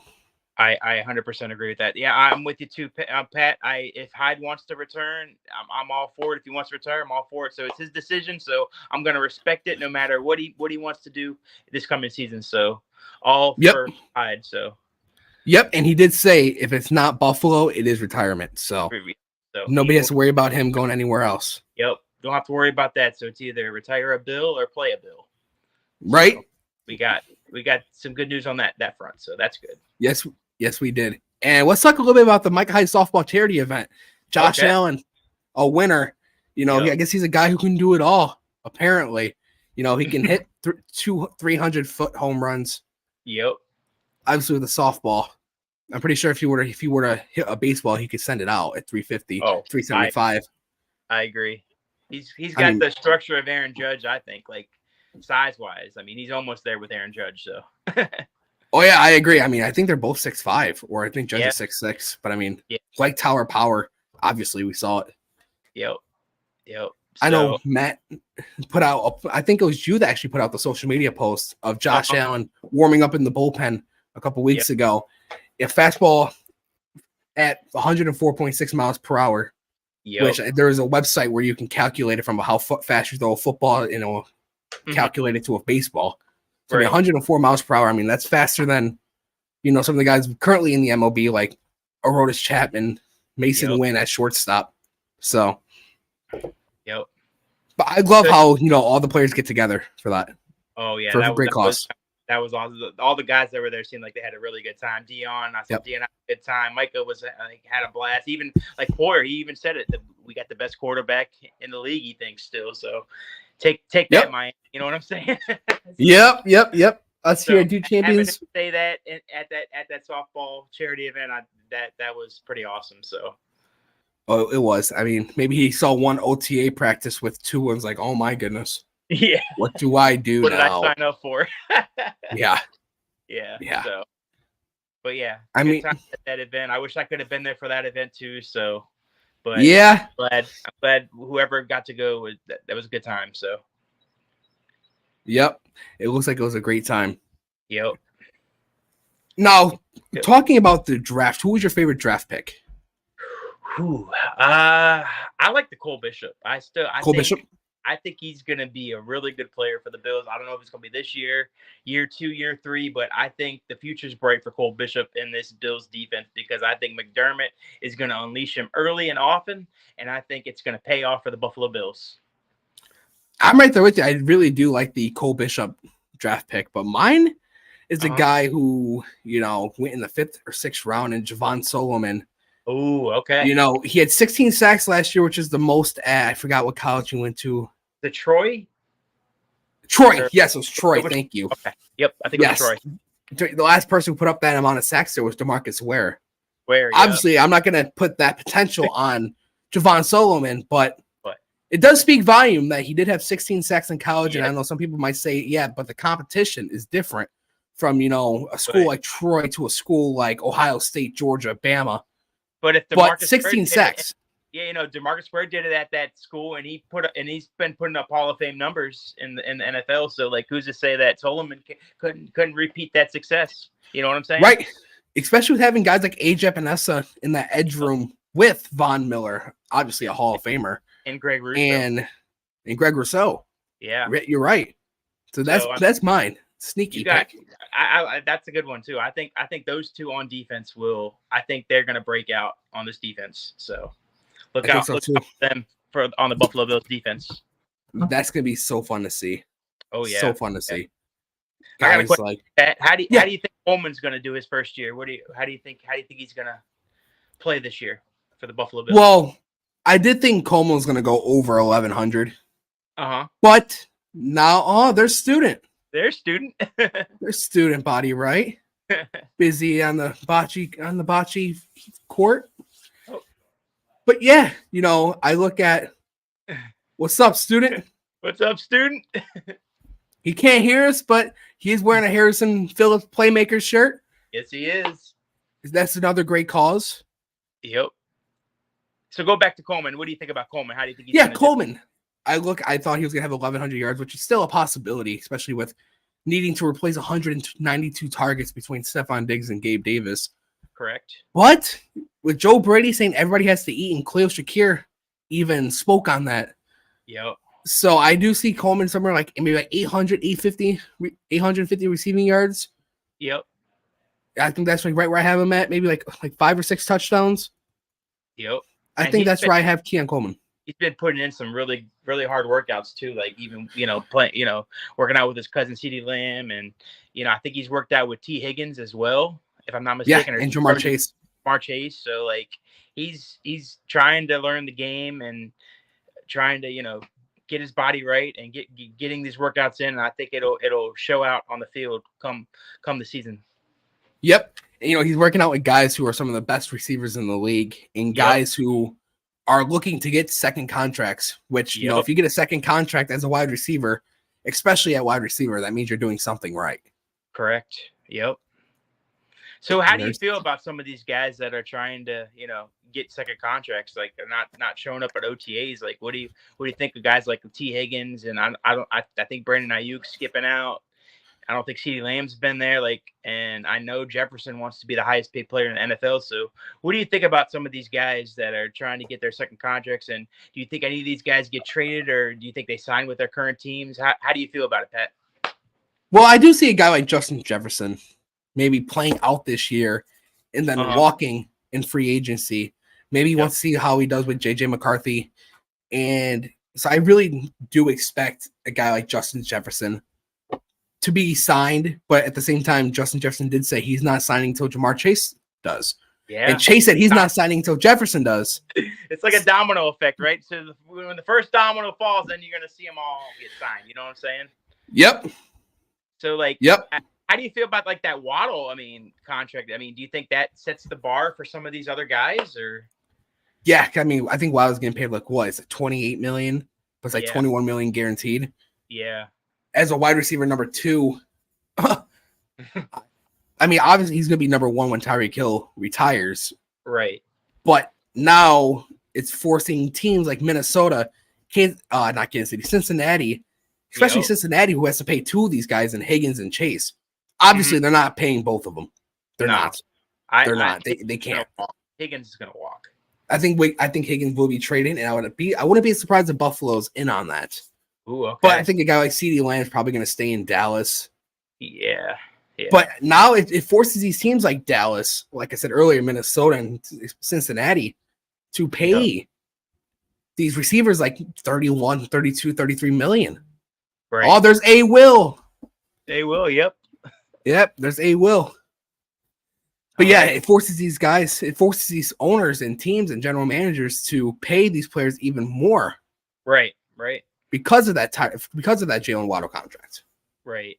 Here's a team that could make a T. Higgins move during the season. I think the Chargers might make that move for T. Higgins. I see the fit there. I think, with Justin Herbert, I don't think they have a legit number 1 out there. So maybe maybe a team like the Chargers go after a guy like T. Higgins? How do you see that fit? I do see that fit. I look at T. Higgins, maybe not like a Keenan Allen, but a guy who can, go up there and get that jump ball like T. Higgins, like Keenan Allen. Right. So I could see that being a fit, especially in the Jim Harbaugh scheme. I could see that being a fit, especially with needing a wide receiver 1. Yep. Now, do you see the Bills going? Say they keep what they got. Come on with it. Come on with it. Come on. What's up, A. Will? What's up, A. You Will? can't hear us, but do you see maybe the Bills going into the market next year trying to look for a legit number 1, or do you think they stay pat like what they're doing this year? Well, isn't Khalil Shakir a free agent after this year? I think that's a good question. I think it's after next year, I thought. Isn't it after next year? Well, because Shakir does not get a 5th-year option. No, because he was picked in the 5th round, right? Of that. What draft was it? Let's see what year. Let's look up Khalil Shakir's contract. But I thought he had one more after this year. I thought he had one more year. I definitely could see Buffalo looking at a guy like CeeDee Lamb. If he doesn't get re-signed to Dallas. Right. Yes. Because you look at Dallas's point of view, like guys, they gotta pay Dak. They still gotta pay Michael Parsons. I mean, and CeeDee Lamb. So like that could be tricky for them to keep CeeDee Lamb, if things aren't going the right way. That's how he wants to get paid. You know what I'm saying? Yeah. So that's I agree with you. I could see maybe Buffalo trying to sign next year to team up with his cousin Keon Coleman. Yeah. And then you would have Keon Coleman, you would have a CeeDee Lamb, and obviously you still have Shakir. Here, yeah. And Curtis Samuel. And you have Curtis Samuel, and you still have, like you said, the tight ends. Yeah. So, I could see Buffalo paying a guy like CeeDee Lamb. I mean, Shakir's not a free agent until 2026, after the 2025 season. Okay, so we got for at least 2 more years, then 2 more seasons. Yes, 2 more years. So yeah, I like that idea. If we could go get like a CeeDee Lamb, or say like the Chargers don't trade for Higgins, if we maybe go sign a T. Higgins in the offseason, or even if we make a move like, because we just added $10 million. I think it went into books today at 1 p.m. I think. Yep. So we could maybe see a move. Maybe during training camp, we could see a move during the trade deadline. We could save that money for next year. So there's going to be options of what we want to do. We could of what we want to do at receiver or another position that the Bills want to upgrade. Oh, there's A. Will. He's coming on. Oh, A. Will. Come on with it. But yeah, I look at the possibility. Oh, I'll finish that thought later. What's up, student? What's up, student? Can you guys hear me? Yes, we got you. Yep. Hey, get over here. Yep, we can hear you. I got you here. What's up, A. Will? Hey, Will, what's up, man? How you doing, brother? Pat, good to be seen. Good to be seen. Did y'all hear me earlier? Yeah. Yeah, I was watching earlier. It was awesome. It was awesome. I love this network now. Boys, how's y'all's day going? Good. How about yours? Good, man. Been watching the Bocce Tournament. I'm in my second home with my boys. Me and Brady. Brady and I went 2-0. I had to skip a game, but Brady and I went 2-0. Awesome. I know. We'll make it back. We'll make it back. But Sunday's going great. Ilio's out here doing a Bocce Tournament. Doing for the people, for the community. You know how we do it. Oh yeah. Say it again. What's the rivalry like down south?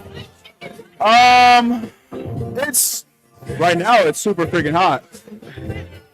Red River rivalry. Oh, the Red River rivalry it's in Dallas, and it's like one of the biggest events in like the season. Huh?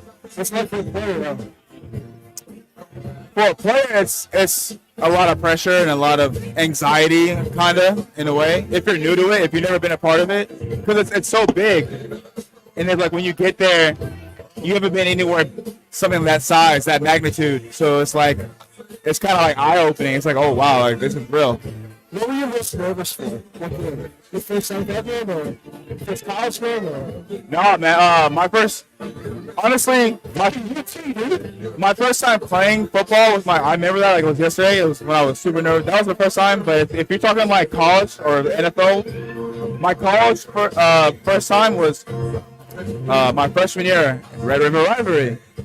Yeah, it was it was actually the start of the second half.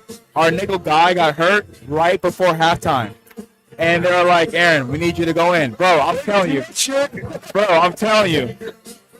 It's like, they tell you, always prepare like you're going to play. I didn't think that was fair. I paid attention, but it wasn't like I was focused. So, like, I knew what was going on, but I wasn't prepared as I wanted to be. So when they got hurt and they're like, yo, Aaron, we need you. You got to go in. I'm not going to say no. I'm like, yeah. But in my soul, I'm like, oh, shit. You know what I mean? Like, I'm not really prepared. It's about to go down. But I knew right then and there it's my opportunity to make a name for myself. And did you play with the Mariachi? Yeah. What's he like? We're in the same class. We came in together. Huh? Sergio was a year before me. He's bad. He's a bad dude. That's like, hey, that guy was a real deal, man. Unfortunately, with his health complications, it kind of ended his career. But yeah, he had a lot of epilepsy. He had an epilepsy problem. So yeah, it was bad. But what's your relationship with Doug Carpenter? With who? Doug Carpenter. I mean, respect level. It wasn't anything like personal. Yeah, I mean, like, did you have a go-to trainer? Like, Doug oversaw all of it. Did you have a go-to guy? Like, yo, I want you to spat me. I want you to do my wrist. All that shit. No, not really. Not for me at that time. Now, me now, probably. But me back then, no. Baby, I should stay. So, we get back to playing, guys. Good to be seen. Good to be seen. Yes, sir. I don't know what he's talking about. I'm here. It's me and you guys. What's up? Oh, what we doing? What we doing? Nothing much. We're talking a little bit about the upcoming wide receivers in the free agent class. Yo, shout out to Keon. How do y'all feel about him? I know I presented him at the draft. What the reports have been on him as far as the mini camps and OTAs has been going on? Dude, his workouts are amazing, man. Like, have you seen him working out, Aaron? Like, you've been working out with like PD plans. I've seen a few clips. And honestly, I'm going off his college tape, man, because that's the only thing you can go off of. I know we get super excited about seeing him during OTAs and minicamp, but that's not a real scenario. And this guy right here will tell you, you know. What's up, Harrison? Harrison, what's up? I'm explaining to them that they're excited to have Keon, and that there's not much you can go off of him on minicamp and OTAs, because that's not really the same thing as what's going to happen on Sundays. Yeah, I mean, I think that for us, at least in Minnesota, OTAs is just a learning thing. Like, they let us know that we're not going to be judged on anything physical. It's all like, what can you handle mentally? How fast can you guys operate? And you know, I agree. You don't really want to have anybody hurt or your training room packed in OTAs. That means you're probably going a little too hard, a little more aggressive. You do work on timing, I think, for the skill position. Some of that timing and camaraderie can be built. But training camp is where the boys are separated from the men. Yep. I think also it's an exciting time because honestly, he's getting the same kind of publicity, kind of love at the same time as when Sammy came in. When Sammy came in, everyone was excited, and the only thing they could go off of was his college tapes. But they saw when they got into training camp the plays he was making. So there's a lot of expectation for Keon, just for the fact that Diggs is no longer here, so we put a high expectation on him, and it's something that I hope he doesn't really feed on. It's something we need him to do him. Yeah, we drafted him for a reason. We don't need you to be anyone else but yourself. Your playmaking abilities is what got you here. And of course, we're hoping that it improves, and with the right coaching and his mentors and the guys around him that are going to, improve him being a professional. We'll take some time, but I feel like it's up and coming for him. So far, he's been doing great. I've seen his interviews. What you guys see on his interviews is what you see him in person. Like, he's not media trained yet, so he's a good guy. I like Yeah, Brady's he is. mindset at the offense being like everybody's going to eat. I think that's going to be big for this offense as a whole. I think everybody's Yeah. going to eat. I like that mindset. Everyone's got to eat as long as they, play their position, their role. Yeah. Everyone makes it seem like that's a bad thing to say, but in this game, it's a team game. And if one person just missteps or tries to do more than what they're supposed to, it disrupts the whole game plan. So, Right. I'm excited to see what he has to do. I wish he came out and showed his bocce skills, really show him what the Buffalo community is about. But Right. we'll have time for more of that down the road. Yeah. Oh yeah, and I like who he's surrounding himself with. Obviously, with his cousin CeeDee Lamb, he's working out with Jamar Chase and T Higgins. I really like that. It's always a benefit to have someone who's been not only in this business but who has competed at a high level, to where you can give him the ins and outs, the tips. There's certain things that we don't really talk about to other kids that are kind of really hidden gems that we give to particular people because we feel like they're ready for that type of responsibility. Yep. Right. Yep. I So think how you did guys you got win? a good personality. Did you win? Have you been playing? I've been playing. I have 3 teams, so I think we've won a collective 3 games out of the 3 teams, but we're having a lot of fun. A lot of my playmakers, we have a handful of my playmakers participating as well. So I didn't realize this, but here in Western New York, there is unified bocce. 100%. Special Olympics bocce. Yep. Some of my playmakers are a little experienced.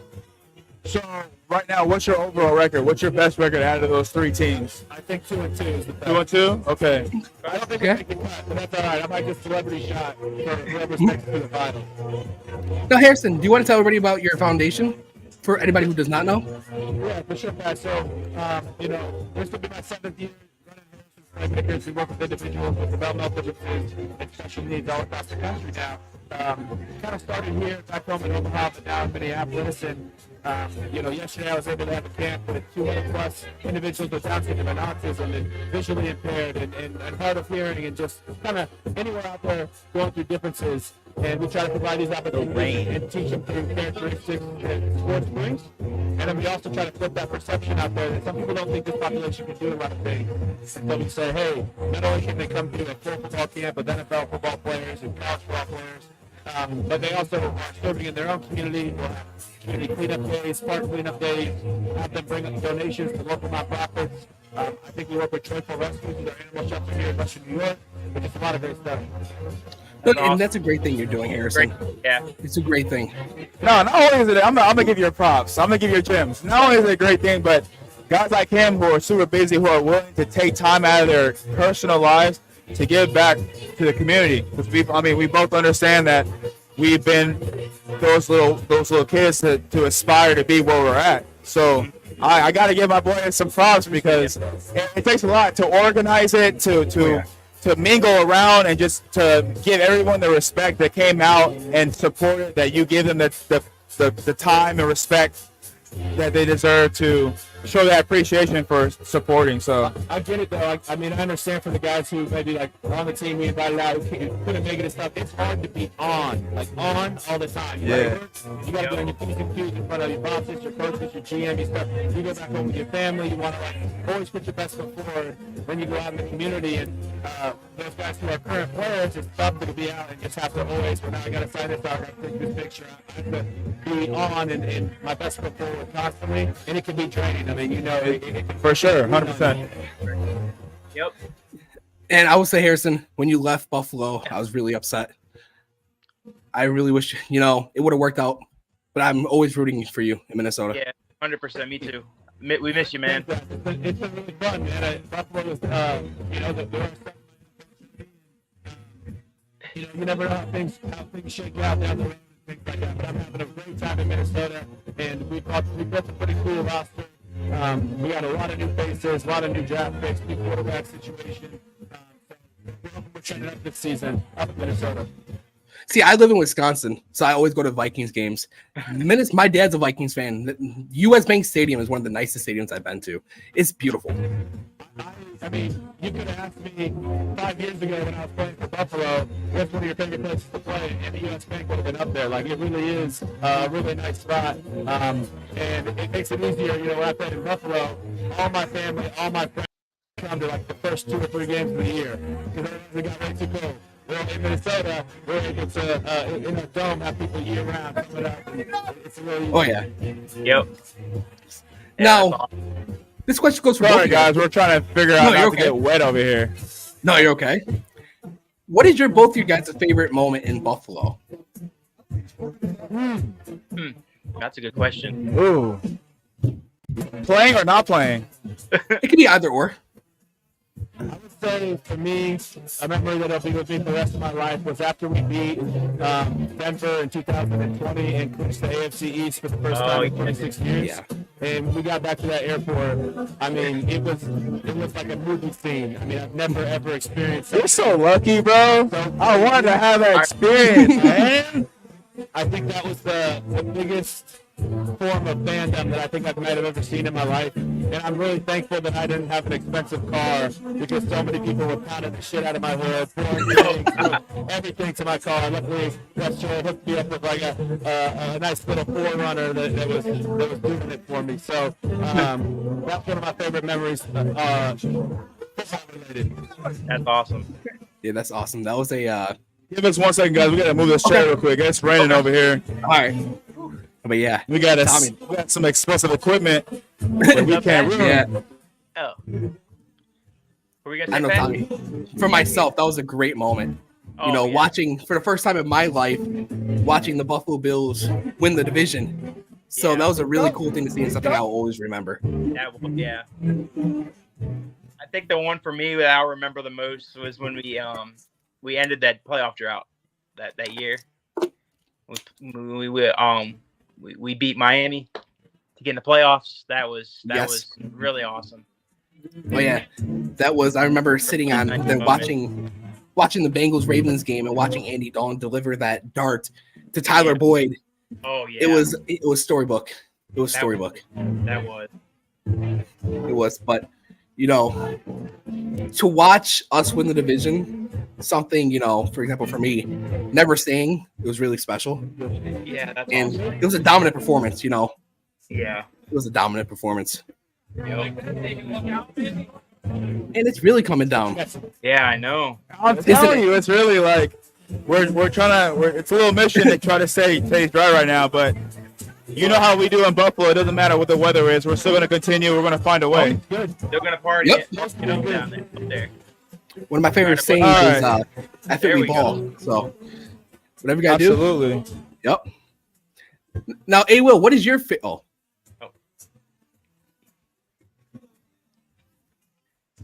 He's coming back. You don't have a cell phone on. He don't hear you.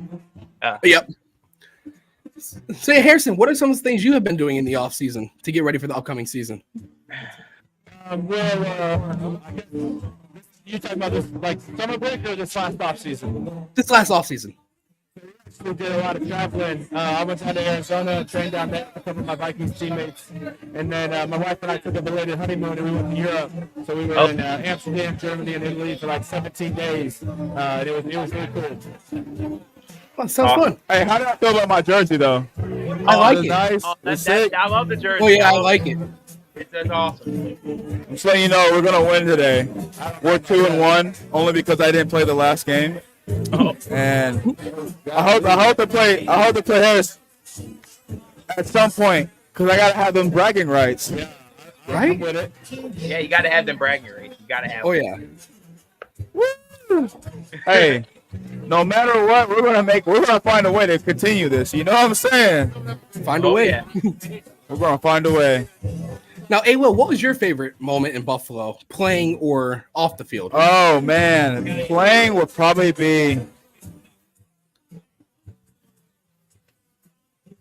It would probably be when I scored against Arizona.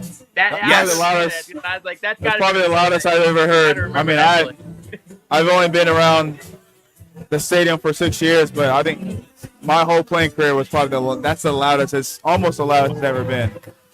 And so that now scooped up that touchdown and you ran. Oh man, that place had to have been going wild. No, it was definitely wild. Now, not playing would definitely be tailgating. It wouldn't have nothing to do with football. It's Right. just the people the love, the treatment they bring, regardless if you're from Buffalo or you're not, regardless if you're a Bills Mafia or you're not. The love, appreciation that they just want you to have a great time in the city. You know what I'm saying? It's more than just football. Like, obviously, when the game starts, Bills all day. Yep. Regardless of who you are. It's FU if you're not Bills Mafia. Hey, But Pat, I got to go up. I'm up on the bocce court, but it's good to see you guys. I got to go Oh, good to see you, soon. Harrison. Thank you for stopping in. Good to see you, Harrison. Thank you for stopping by.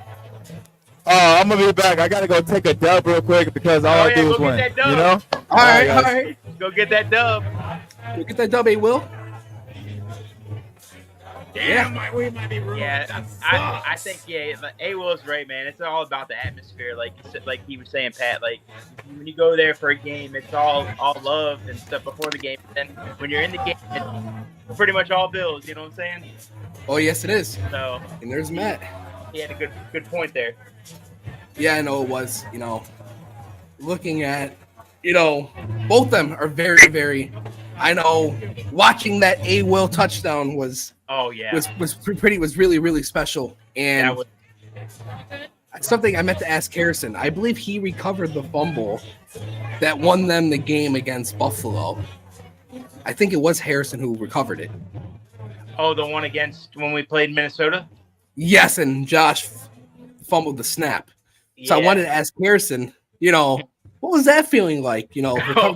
Recovering that fumble for a touchdown to end up securing the victory, which led to them winning.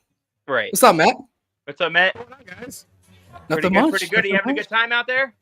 Oh, yeah, it's a lot of fun. It's raining right now, so. Yep. It stopped for like an hour, and then all of a sudden started back up again, so.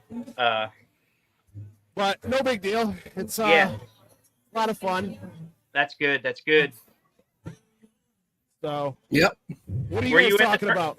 Are you in the tournament, Matt, or no? What's that? Are you in the tournament?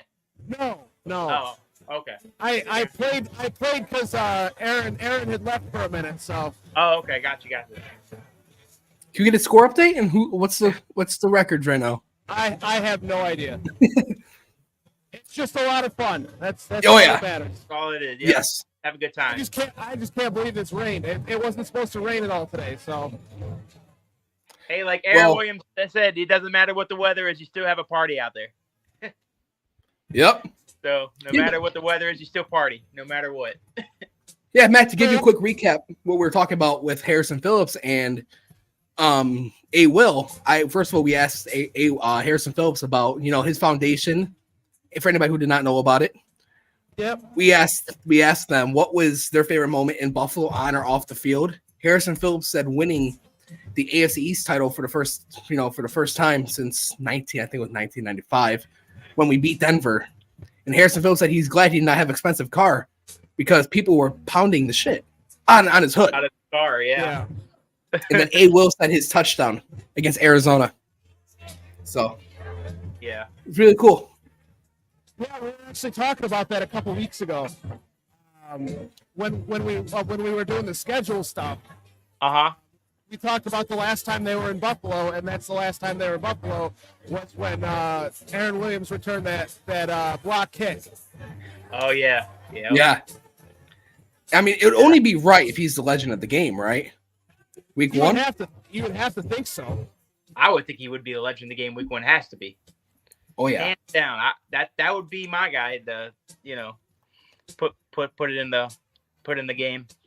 Yeah, for sure. Put him there. So. Oh yeah. Hopefully he gets a nod there. I hope. Yeah, hopefully. What else were you guys talking about while I was gone?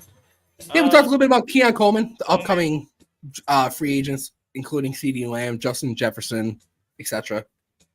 Talking about guys that we think are gonna help the team out on defense and offense, like from our draft picks. Different subjects. It was all about like off-season stuff and going into the season, stuff like that. Yeah, for sure. Yeah.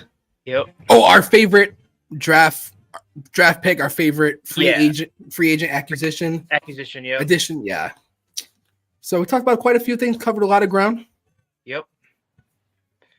Awesome. Well, we got about 3 more hours to cover, so. Okay. You can talk about whatever the heck you guys want. We also plug the student body right in Harrison Phillips Bocce Ball Tournament. Yep. And how anybody can go down there, $50, all you can eat, all you can drink. Obviously, the food is Rachel's and Ilio DiPaolos. Tommy told me a little bit about his experience with Ilio DiPaolos and how much he loved it. He tried the student wings. Yep. And everything like that. Yep. Oh, did we lose Matt? Did we lose Matt? He might have to. Yeah, he might have to run. Oh, there he is. I'm here. I'm trying to get this other camera set back up after we moved everything. So. Oh. Okay. There we go. Yeah. Yep. But yeah, we talked about quite a few things. We talked a little bit about Coast to Coast, their show on the network, Twitter Spaces that we hope on getting up 2 spaces a week, if not more. Yep. We kind of covered a little bit of everything. Yeah, definitely want to do Monday through Friday, probably like noon to 2, noon to 3. So I mean that's definitely something we want to do. Yep. Yep. But just it's coming to that time of year when it's talking about the Bills leading up to the training camp. You know, Yep. you got what, a couple more practices, a couple more OTAs, and then mandatory. So I mean, we'll definitely. They have practices this week, Matt. They have a couple practices this week. This week, yes. Okay, gotcha. Yeah. Okay, cool. So. Yep. Talk about that. Oh yeah, now that we have the cap space available, I believe we're up to 11 million. What do you guys expect us to do with it? Do we keep it for the trade deadline? Nothing. I expect nothing out of it. I think they save. Yeah, I think you're right. I think they save it for next year. It's not even saving it for next year. I think it's that gives Brandon Bean that leeway for running the team during the season. So just wait and see how everything plays out. Yep. I mean that's really the major thing is I really think that it's going to be used for in-season stuff. Making sure the roster is good. And then, if there is somebody like a Rasul Douglas out there that they can go pick up, during the trade deadline, I really think that that's going to end up being, what they end up using it for. Right. Yep. And I guess you could say for maybe an injury scare too. If they have an injury, they could use it for an injury. Well, that's exactly what it is. I mean, it's, you gotta be able to bring players in if you need to. Yep. Yeah, but I don't expect us to do anything with it. Yeah, just keep it and use it if they need it for something. Right, exactly. That's the best way to do it. That's the best way to, I think, like I said, the roster is just as good as it is, right now. So you're good. Check your tickets very carefully. 245. Yep, I told Tommy. Still frustrated that I couldn't be up there with you today, you student, and everyone. Hey, you could have been. Let's just leave it at that. Yeah. Tight margins. Very, very time restrained. I'm happy to be live with you guys right now. So that makes me feel good. Being on it live with y'all. So. Yeah.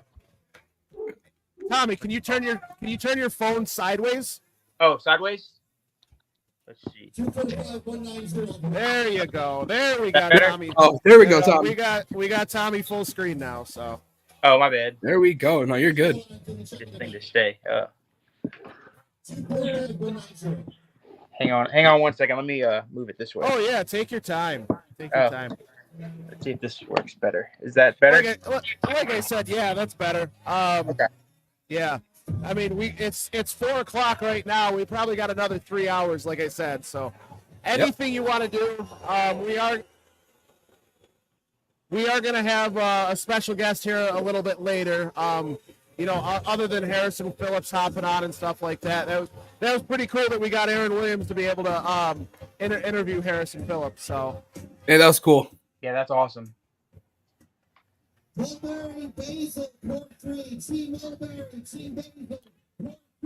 but me personally, I don't expect us to do anything with the cap we just received either. Right. I don't. I know some people are saying corner, maybe a Pat Peterson. I've heard that. But I think we're kind of set at corner. Yeah. I mean, I could see them bringing in somebody like a Patrick Peterson just in case, but I would more see that after a training camp type move. Right. Unless he actually wants to get in and, go through training camp. Right. And with some of the older with the veteran players, they kind of want to skip out on training camp. I'm not saying Pat Pete does, but look at guys like Linval Joseph, who did not sign until later in the year when he signed with Buffalo. Yeah. Signed for a contender late in the year. Look at Ndamukong Suh. Yeah. I mean, that's another one. Guys, so. Yep. Ladies and gentlemen, we can now find a winner in the back of the 10 years, so we're going to draw another. So, man, I know you're high on Kyrie Irving. Do you think Benford should, bring something to this defense as well? Christian Benford, you said? Yeah.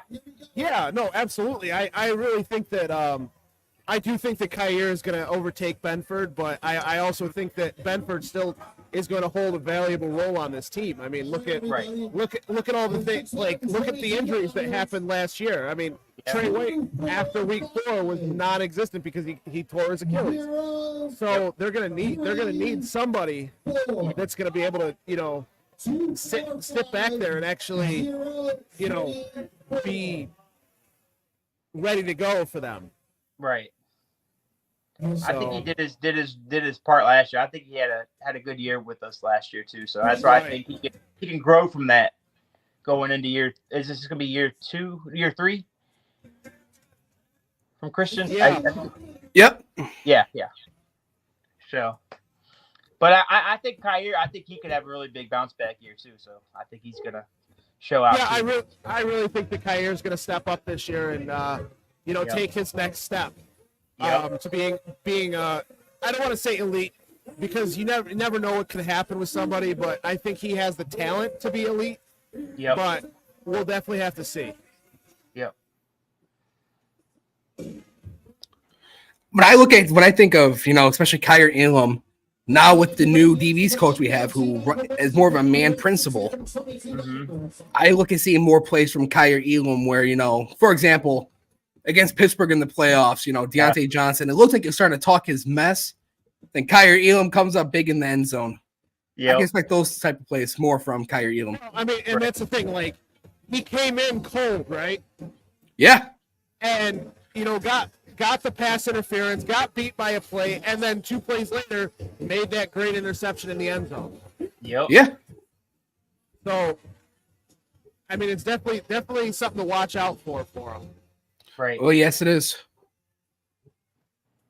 Yes, it is. Him, Benford, I think we had 3. Rasul Douglas, Benford, and Taron Johnson were all ranked in the top 20 per PFF last year. So 3 of the top 20 corners per PFF. That's what me and Tommy were talking about earlier. Where did this defense supposedly fall off? It didn't. We lost Jordan Poyer? He's a great player for us, but at the same time, now we drafted a guy like Cole Bishop. We brought in Mike Edwards. Who says Micah Hyde doesn't come back? Or who says we don't sign a Eddie Jackson, a Justin Simmons, which I don't think we will with Mike Edwards. Right. But we still have Sean McDermott. You brought back Taylor Rapp. Right. Yeah, Taylor Rapp, yeah.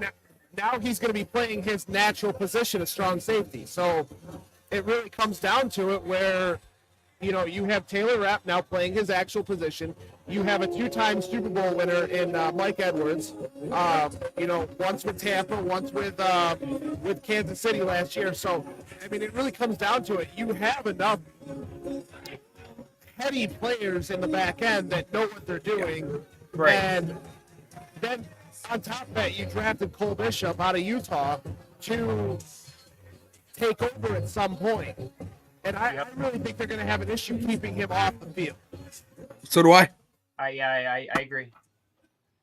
So do I. Because do you know how long Edwards is? I know he's got the shoulder injury. How long he's going to be out for? I think it was 4 to 6 weeks. 3 to 4. Okay, so not too bad then. So he should be good to go for mini camp or for training camp. Yes. Okay. Yes, which I know I plan to try to be up there for training camp. Yeah. Okay, cool. You're muted. Who's muted? Me? No, I think Matt was. Oh. Can you hear me now? Yes. Yeah, we can hear you. Yeah. So I'm going to check back in with you guys here in a little bit, but I'm going to put the bocce back on, and you guys have some fun talking Bills. All right, let's do it.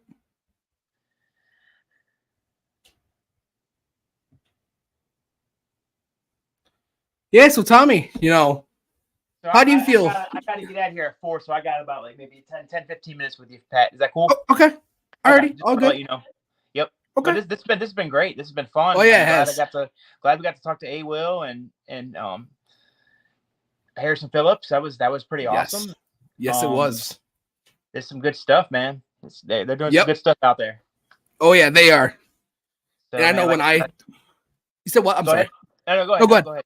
No, you're good. I'll say yeah. When I talk about me and Matt had Eric Wood on the podcast, I asked Eric Wood what was his favorite memory as a Buffalo Bill, and he said making it to the playoffs. So it's pretty cool that Harrison Phillips had the same response. That's cool. Yeah, that's awesome.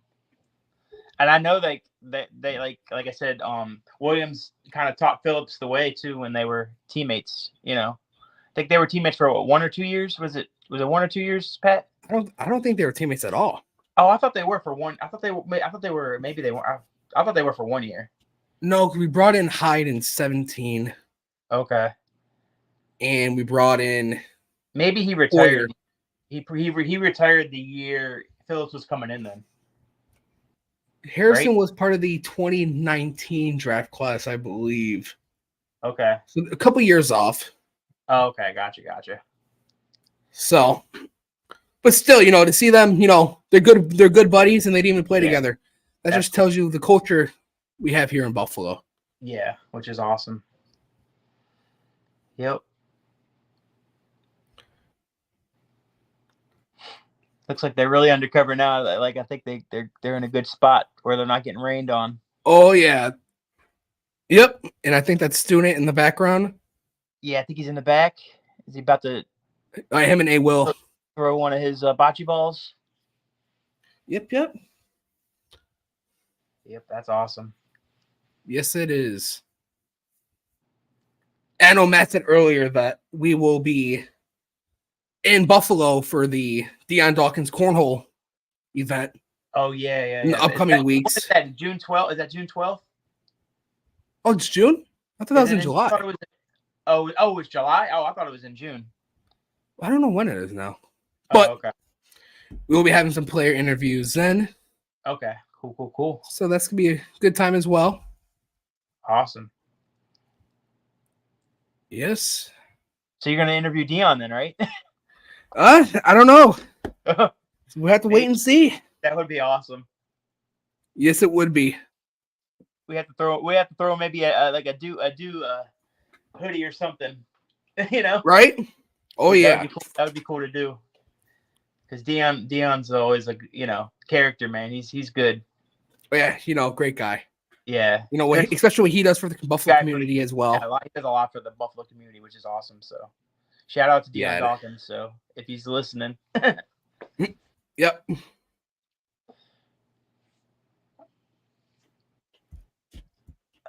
See what else I can find here. See if there's any sort of Buffalo Bills related news. Oh, I was going to ask you, Pat. I was going to ask Matt too. But what do y'all think about the Gabe Stevenson signing? I was going to ask you about that. We signed him. Yes, the Gable Stevenson signing. I know a lot of people are not happy about it because he has no football background. But I look at it. He's got some history issues as well with his past. So I don't know. He does. So, but I just wanted to get your opinion about the signing and how do you think he'll play on the D-line, and do you think he makes the team? I think maybe we keep him on the practice squad because that was his first time putting on a pair of football cleats when he tried out for the Buffalo Bills. But I mean, you look at him, he has the size to play defensive line. I think he's gonna be playing defensive tackle. I mean, having that hand-to-hand combat, especially in his wrestling background, a winner. Yeah, a winner. So I know he spent some time in the WWE as well with NXT. Right. NXT, yep. So I mean, I like the signing. It's a low risk. It's not like we paid him $10 million. Right. We're probably paying him the league minimum. it's like a project. We'll see what happens. I think it's like a project signing, if that's how you put it. Project signing. Exactly. So I don't mind it. I'm actually looking forward to seeing him in training camp. Yeah, I am too. Just to get him out there, get his feet wet, see what he can do, make some plays. Maybe have him in there for a preseason game or not to see what they have in him. And like I said, if it works out, it works out. If it doesn't, it doesn't. I don't think it hurts the Bills at all. So I think it's just just to take a chance on him and see what he can do. Yeah, I agree. So, but yeah, we'll see how that goes. You have any surprise cuts on this year's team, Pat, that we're looking at? You think anybody is a surprise to get cut? Surprise cuts.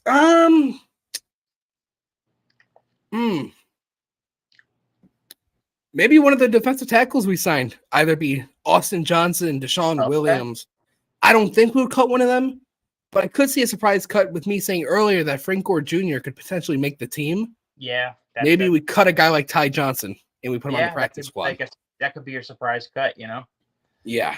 So, but yeah, I don't have that many. Like, I don't have any surprise cuts with this team. I think they should just keep, kind of keep the 53 the best they can. So, but I don't think like I said, the only surprise cut I could see maybe is Ty Johnson or maybe a Cam Lewis, but I think they like his diversity on the defense because he could play safety and corner. So I don't think maybe he would be cut, but that could be a name.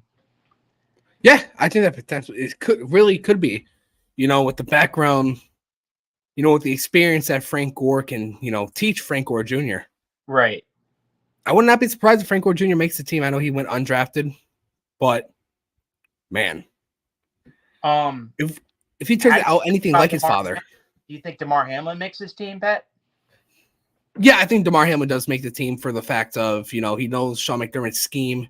He knows the defense. He's played meaningful snaps here in Buffalo. Yeah. He picked off Josh Allen.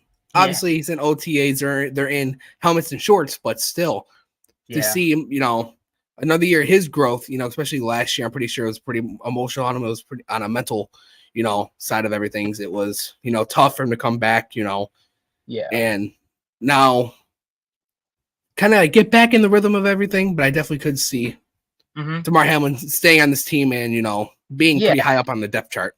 And like I said, he's got a lot of history with the Bills, a sad situation a couple years ago. So I think he's going to work hard in OTAs and into training camp, and I think he's going to earn a spot again on this 53-man roster. I don't see him being cut. I would be shocked if he is. Yeah, no, I don't see him being cut either.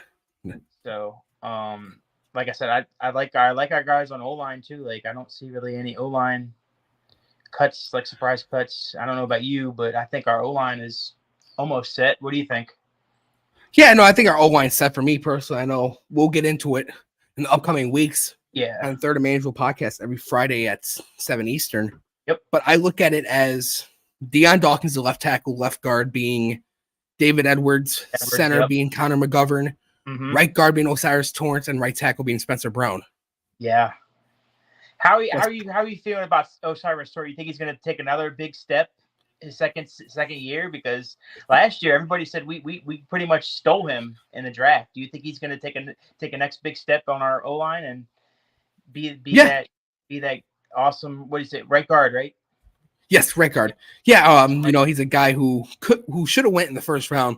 First round talent. Obviously, he still has a chip on his shoulder. Obviously, you could tell by the way he was playing last year. Obviously, he did hit a little bit of a rookie wall, but it was still solid all around. He did not give up outrageous sack numbers. He was really good. We did have a top 5 offensive line last year, and he was a big part of it, especially when the year before we had.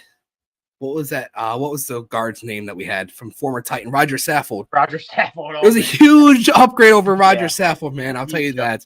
Yeah, I agree.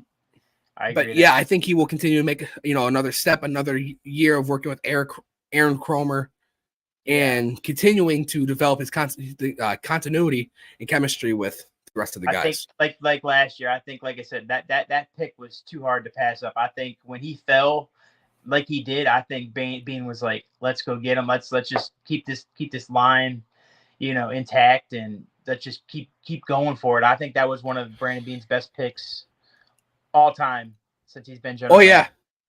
Oh yeah, that's definitely one of them. I mean, you have a guy who's supposed to be taken in the first round, there in the second round for you. You have to take him.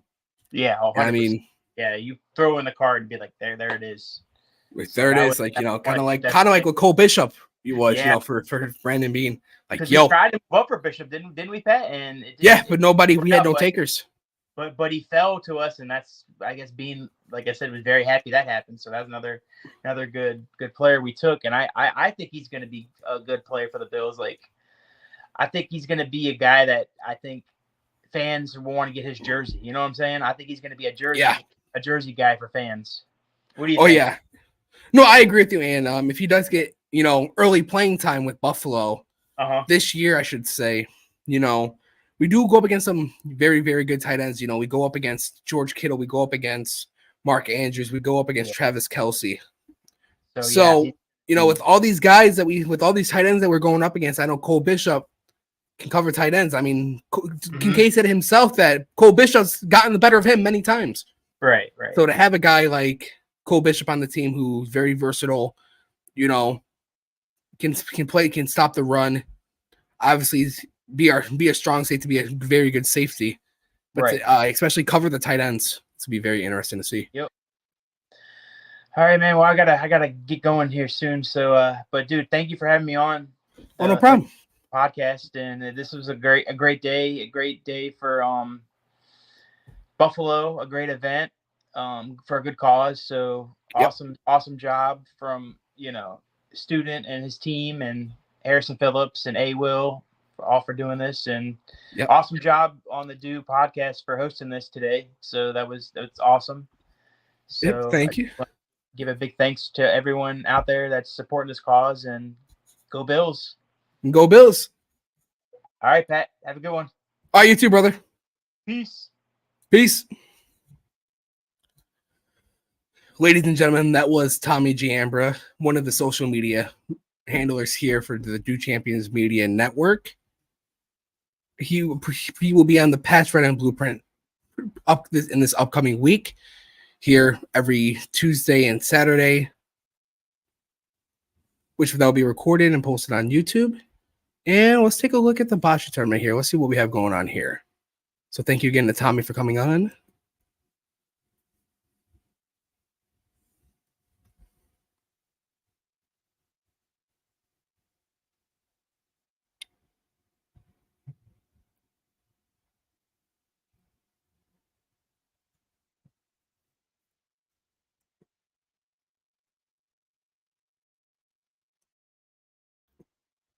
Just give me 1 second. I'm going to step away for 1 second. I will be right back.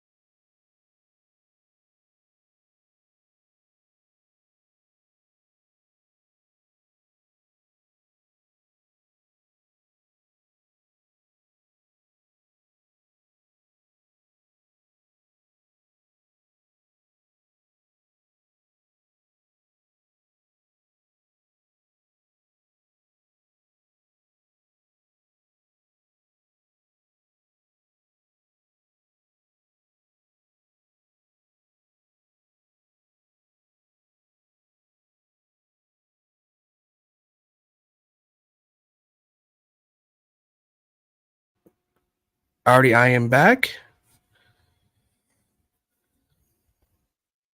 Yeah, so again, anybody who wants to enjoy the fun time they're having down there at the Student Body Right in Harrison Phillips Bocce Tournament is at Soul Woodlawn Beach. It's $50 entry fee, but all you can eat and all you can drink. It's a good time. It's for a great cause, so check it out.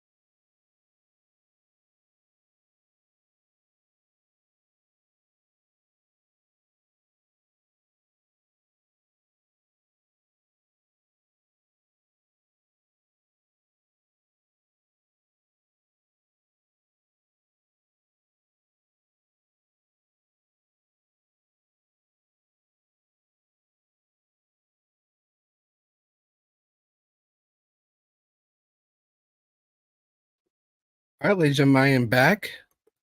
And now I'm going to bring on another one of the members of the Do Champions Media Network. Ryan, how you doing? I'm doing all right, man. How are you doing? I'm doing good. I'm doing good. You know, just watching the student body right Bocce Tournament from here. Love to see You it. know? Love to see it. Yes, yes. So, yeah, do you want to tell me what you do for Do Champions? Yeah, I'm the head writer and social media manager. Yep. Yeah, and earlier we had Tommy on. So Tommy was basically telling everybody what to expect, you know, in future posts and everything like that. So, yeah, how you feeling about the Bills overall this offseason? How am I feeling about the Bills? I'd say secretly optimistic. I like that. I like that. I want to keep us a secret. Yeah, no, so do I. So do I. Yeah. You know, a lot of people get offended when they hear the noise outside in terms of the national media. Me personally, I sit there, I look at it, and I grin. I'm like, all right, we'll show you. It doesn't bother me really. Yeah, you know, like a guy like Manuel Acho, who came out, just put the Bills on blast. It's like, okay, what do you know about Buffalo? Yeah. You know what I mean? Exactly. It's like, yeah. I'm sure you don't know anything about, like, I'm pretty sure he doesn't know anything about Buffalo. So, Exactly. like, say we have no talent on defense. I know me and Tommy went over it earlier. You know, we still have great keep. You know, we still have our linebackers. We have a new and improved, revamped defensive line. You know, our corners are still intact. You know, Yep. We lost Jordan Poyer. Yes, you know, he was a great player when he was here for us. You know, we don't know if we're getting Micah Hyback. We possibly could. But at the same time, you know, we have Mike Edwards, who's a 2-time Super Bowl winner. And we still have Taylor Rapp, who's a Super Bowl winner. And we drafted Cole Bishop, so. Yeah. Yeah. I mean, I feel like you can give Poyer and Trey their flowers without being honest with yourselves and knowing that Trey, 2 injuries in 2.5 years just isn't going to cut it in this league. That's just how the business works. We all love him as a person, but another serious injury, another season-ending injury, and we got 10 million because of it. And you look at the business side of it, and it was probably a needed move, especially with bringing in Rasul Douglas, Christian Benford, a rising star, and then Kyrie Elam. Like, Kyrie Elam needs his chance too, so he'll probably be the third corner heading into this year. And then Poyer, we all love him, but last year he was not the Poyer we all know. He took a step back. Right. And that's not me going in after him just because he's on another team. Even if he was on the Bills right now, I think it would be a fair assessment to say that he took a step back last year, and it's just what happens with age. It's nothing against him. We thank him for what he did for the franchise, but it was time to get younger, get on better contracts. And as you could tell, I mean, clearly the market wasn't there for him. He went to Miami on a vet min. Yeah. You know, and I agree with you. I know, I mean, you talked about it last year. We both, you especially felt like Jordan Poyer took a step back. You know, you could just see it. Yeah. So it's not just us criticizing him because he's in Miami now. We know his career said and done. He's a Bill. We know that. Exactly. And he even said we had the best quarterback. So, haha, Miami fans. Like, it's just the way he plays. He's a very physical player, and the older you age, the more those hits are going to add up. Yeah, definitely. And now, who was your favorite offseason acquisition? I mean, I'm going to be a little biased here from my Ohio State fandom, but Curtis Samuel. Curtis Samuel, okay. I think even on the Bills fans side of things, I don't think he's being talked about enough. He's an elite separator. He's played with terrible quarterbacks his whole career. He had his best season under Joe Brady while still having Teddy Bridgewater as his quarterback, who is now retired. Yeah. Like, Curtis Samuel has always been an underrated player in the league. Loved him when he came out of Ohio State, third round pick. Um, yeah, I think he's going to add a lot of value in this offense, and I think he's the staple of what they want this offense to be, like not necessarily a Swiss Army knife, but a guy who can do a lot of different things. Yeah, I agree with you. Earlier, I said Marcus Valdes-Scantling. I totally forgot we signed Curtis Samuel. I mean, MVS will bring that Super Bowl leadership on offense that I don't know that we had, because obviously we brought in Vaughn, Mike Edwards, and a couple other pieces on defense that have won Super Bowls. But on offense, now at least you have a guy, even if he's not the most talented guy in MVS, who knows what it takes to win a Super Bowl. He also knows how that Chiefs defense is run under Spags. And that could be an underrated aspect. I don't know how much to take from that, because maybe the Chiefs change things up on defense. Right. But they've had Spags for a while now, and MVS probably knows that defense pretty well going up against it every day in practice. So going up against the Chiefs now, maybe we have a little bit of a leg up. And they lost their best corner, so yeah, they did. They did. You know, they lost L'Jarius Sneed. They traded him to Tennessee. yeah. And, you know, nobody talks about that. Nobody talks about the what Miami lost to. Only what Buffalo lost. Yeah, I know. It's Miami loses their best defensive player, and it just doesn't get talked about. No, but if we were to lose, let's say Daquan Jones would have went somewhere else, it would have been, oh my goodness, the Bills lost Daquan Jones. Yes, we know how good of a player Daquan Jones is, but the media would exaggerate it to a point like, oh, hey, the Bills just lost an All-Pro. Yeah, exactly. It's like, okay, but let's talk about what we still have. Yeah. So, and I know me and Tommy earlier, who was your favorite draft pick? Okay, that's Keon, just because I've wanted a wide receiver taken early for the past like 3 years. Yeah. So it finally happened. And Joe Brady's excitement with the pick makes me even more excited, because it makes me think he has a plan with him. And while we don't have like a certified one right now, I feel like we have a lot of guys who are going to be like in between that 700 to 1,000 range, like just a lot of good, solid pieces. And then Dalton Kincaid will probably be our one this year. And yeah, our receivers will have to step up. Oh yeah, they're definitely gonna have to. They're definitely gonna have to. Let's see what we have going on at the Bocce Tournament here. I know A. Will was just on a couple minutes ago, Ryan, before you hopped on with Harrison Phillips. Nice. That was pretty fun. A-Will. Oh yeah, come on with it. Me and Tommy asked him, you know, like, what was your favorite moment in Buffalo, on or off the field? You know what he said? What did he say? On the field, week 1 versus Arizona, at home. I was at that game. Oh, there you go. I know he said he'll be back in a few minutes, so he'll come back on. I know Quinton Morris was on before I hopped on. Nice. There's a special guest who I still don't know who's going to be coming on. Harrison will be coming back on. So then Harrison said his favorite moment as a Buffalo Bill was when we won the division in 2020.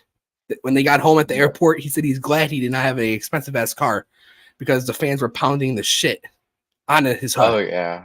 Yeah, that was right after the Broncos game, right? Yep. Yes, I remember that, and I remember throwing it in my uncle's face because he's a Broncos fan.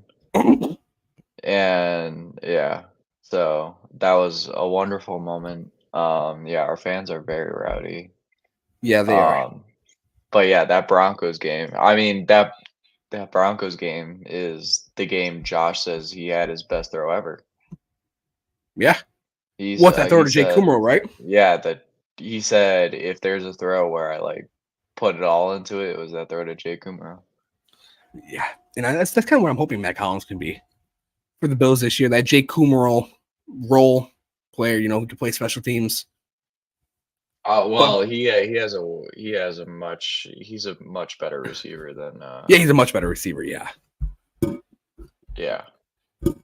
I know when Tommy was on here, even he said it, like watching them win the division, especially for the first time in my life. I think it was the first time you saw it too. The Bills winning the East. The Bills. Oh yeah. So it's pretty special. Yeah, I feel like now we're getting used to it 4 times in a row. Oh, let's make it 5. Dude, there was this like graphic that I saw yesterday. Yeah. And like it's funny that because I didn't know the Chiefs were actually good back in like the 90s. But yeah, they were sneaky good. But like the Bills and the Chiefs have only been good in the same eras. Like when the Bills weren't good, the Chiefs weren't good at all. And when the Bills were good, the Chiefs are obviously really good. Like, so it was kind of funny to see that. And Miami hasn't been good since the 1980s, according to this graphic. Yeah. It was like the top 3 winningest teams of each decade, and Miami hasn't been in the top 3 since the 80s. Well, yeah, that just speaks to their fan base and everything. I know I had a few interactions with that fan base over the last week. Yeah. They went from telling me that Tua can play with various wide receivers, but I asked them why did they not make the playoffs without Tyreek Hill. I was told because they have UPS workers. Damn. So I'm like, okay, nice way to contradict yourself. Exactly. But like Tommy said earlier, can you really trust a Jets team led by a 41-year-old quarterback? Yeah, no, his health is going to be worrying. Yeah, it is. Hasn't taken a hit since what, 2 years? Well, obviously he took a hit against the Bills, but well, that's the thing about their offense. If it's healthy, it can be good, but if it's not, it's going to be terrible. Because just like how it was last year. I love him, but Mike Williams is pretty much made of glass. Yeah, he is. Tyron Smith is 35 freaking years old. Who they brought in at offensive line. Obviously the Jets have a solid defense, but also Joe Brady's first game against the Jets, we torched their defense. And you were there. I was there. It was one of the best games I've ever gone to. Didn't have to stress a single second of that game. I love those games, man. You don't got to stress. You don't got to worry. It was my favorite. Every game before that game, it had come down to the last play that I had gone to. It didn't matter the opponent. The Vikings game 2 years ago, the Dolphins game 3 years ago, the Minnesota game back in 2014 when Sammy got the game-winning touchdown with 1 second left. The Arizona game, I don't even know what year that was, 2015? With the last time we played Arizona at home, yeah. That was 2015. Yeah. So it was something like that. I went to that game. And then Tampa at home. Around that same time. So yeah, finally got to see, a game we can just relax, take a drink. As soon relax. as first thing I noticed is how easy it looked for Josh. He wasn't afraid to take the checkdowns. I know our offense wasn't perfect down the stretch. We won in various ways. Right. But I think that took a lot of pressure off Josh. And I think now that he doesn't have a guy like Diggs who you can't question the talent. Dude's an elite talent, but also that having a guy barking in your ear for the ball every single play has got to get exhausting. Now it has to.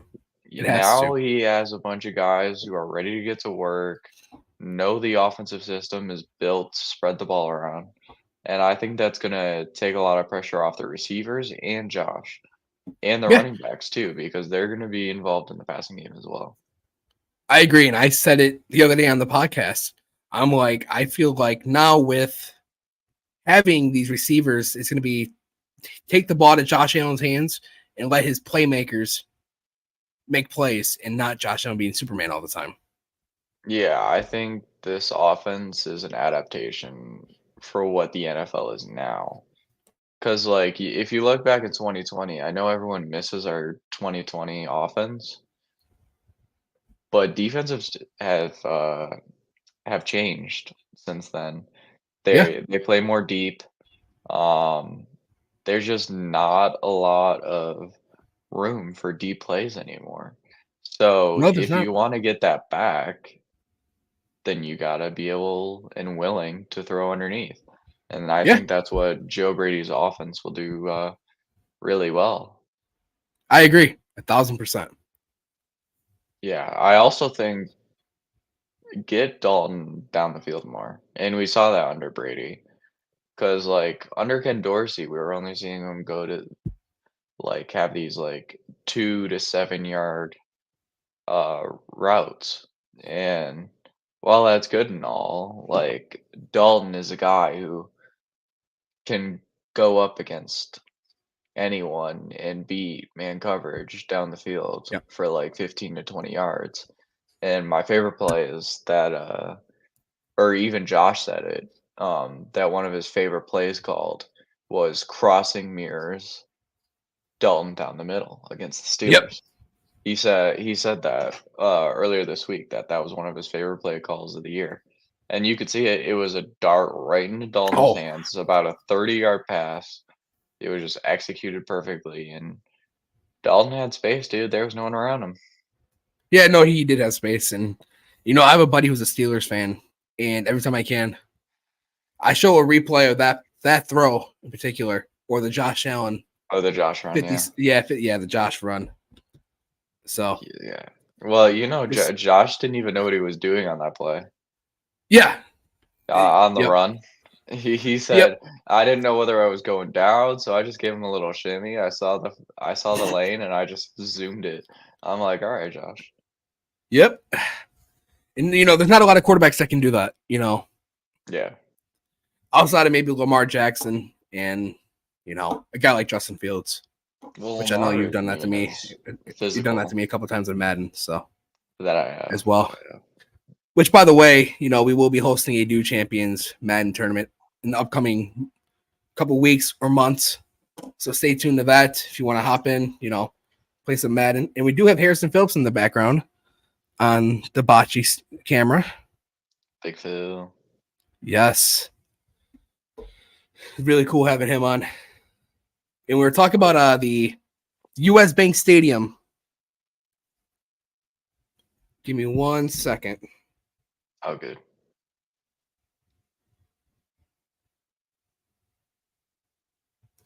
I got to send a link out to student.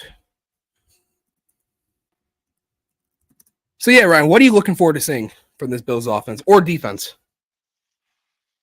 I think defense is going to be more of the same, if not even better than last year. I think we saw what having young, athletic players who can understand the system can do in a Sean McDermott defense. Now, Bobby Babbage defense with a little Sean McDermott sprinkle on it. I think the defense is going to play physical. I think getting Matt Milano back. I think Bills fans be patient with Milano. I think it might take him a couple weeks to, get back to game speed. But I agree. Having Bernard back there, I think Cole Bishop is starting day one. So do I. I honestly think it might be Bishop and Edwards. That's who I would like to see. But it might be Bishop and Rapp. But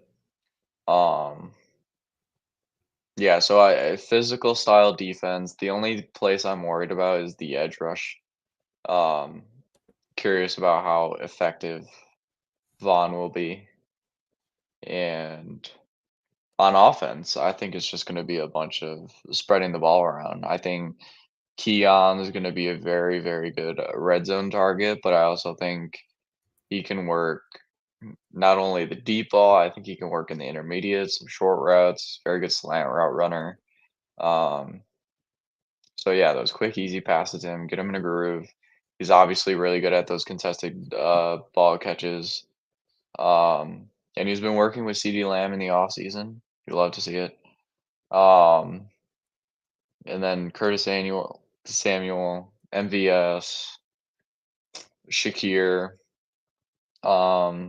maybe even Chase Claypool. I expect them to all get involved in this offense somehow. Matt Collins, and just be a very even-keeled offense. And I agree. I cannot wait to see what this Buffalo Bills team in general can do. Me personally, I see Matt Milano being ready for week 1. I think he will play maybe in week 2 or 3 of the preseason. But how effective will he be? That I don't know. Yeah, it's gonna be hard to tell. I mean, everyone recovers from injuries different. His injury was very weird, so he might look a little bit rusty for the first couple of weeks. Yeah, I'm pretty sure he will be, because it's gonna take a minute or two to get into form. He's been out for how long? Week 5. Week 5 of last year, so that's like So October who knows? of last year.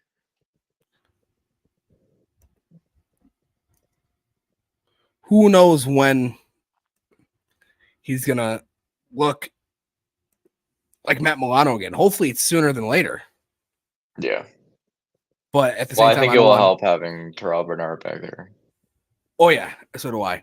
And I just don't want it to be like where Bills fans were going after Von Miller for not showing up if he rushed himself back to. I think Matt Milano has a lot more goodwill with Bills fans compared to Von Miller.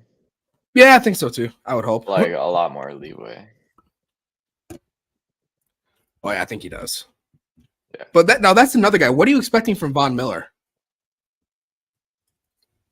I could see him getting back to 7 sacks.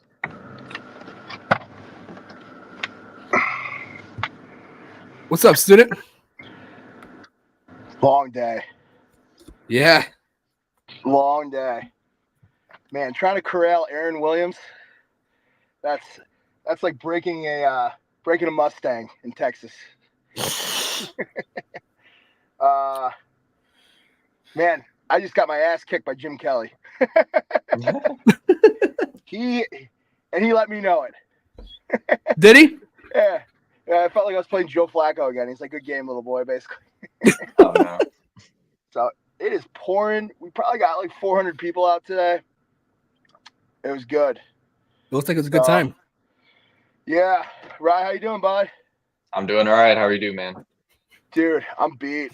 Been doing this since 9 a.m. So good. Got some good content out of today. Man, talking to Harrison for a while, and he's just like, man, I miss this place. And I know I talked to him too. I told him how much I missed him here in Buffalo. And yeah,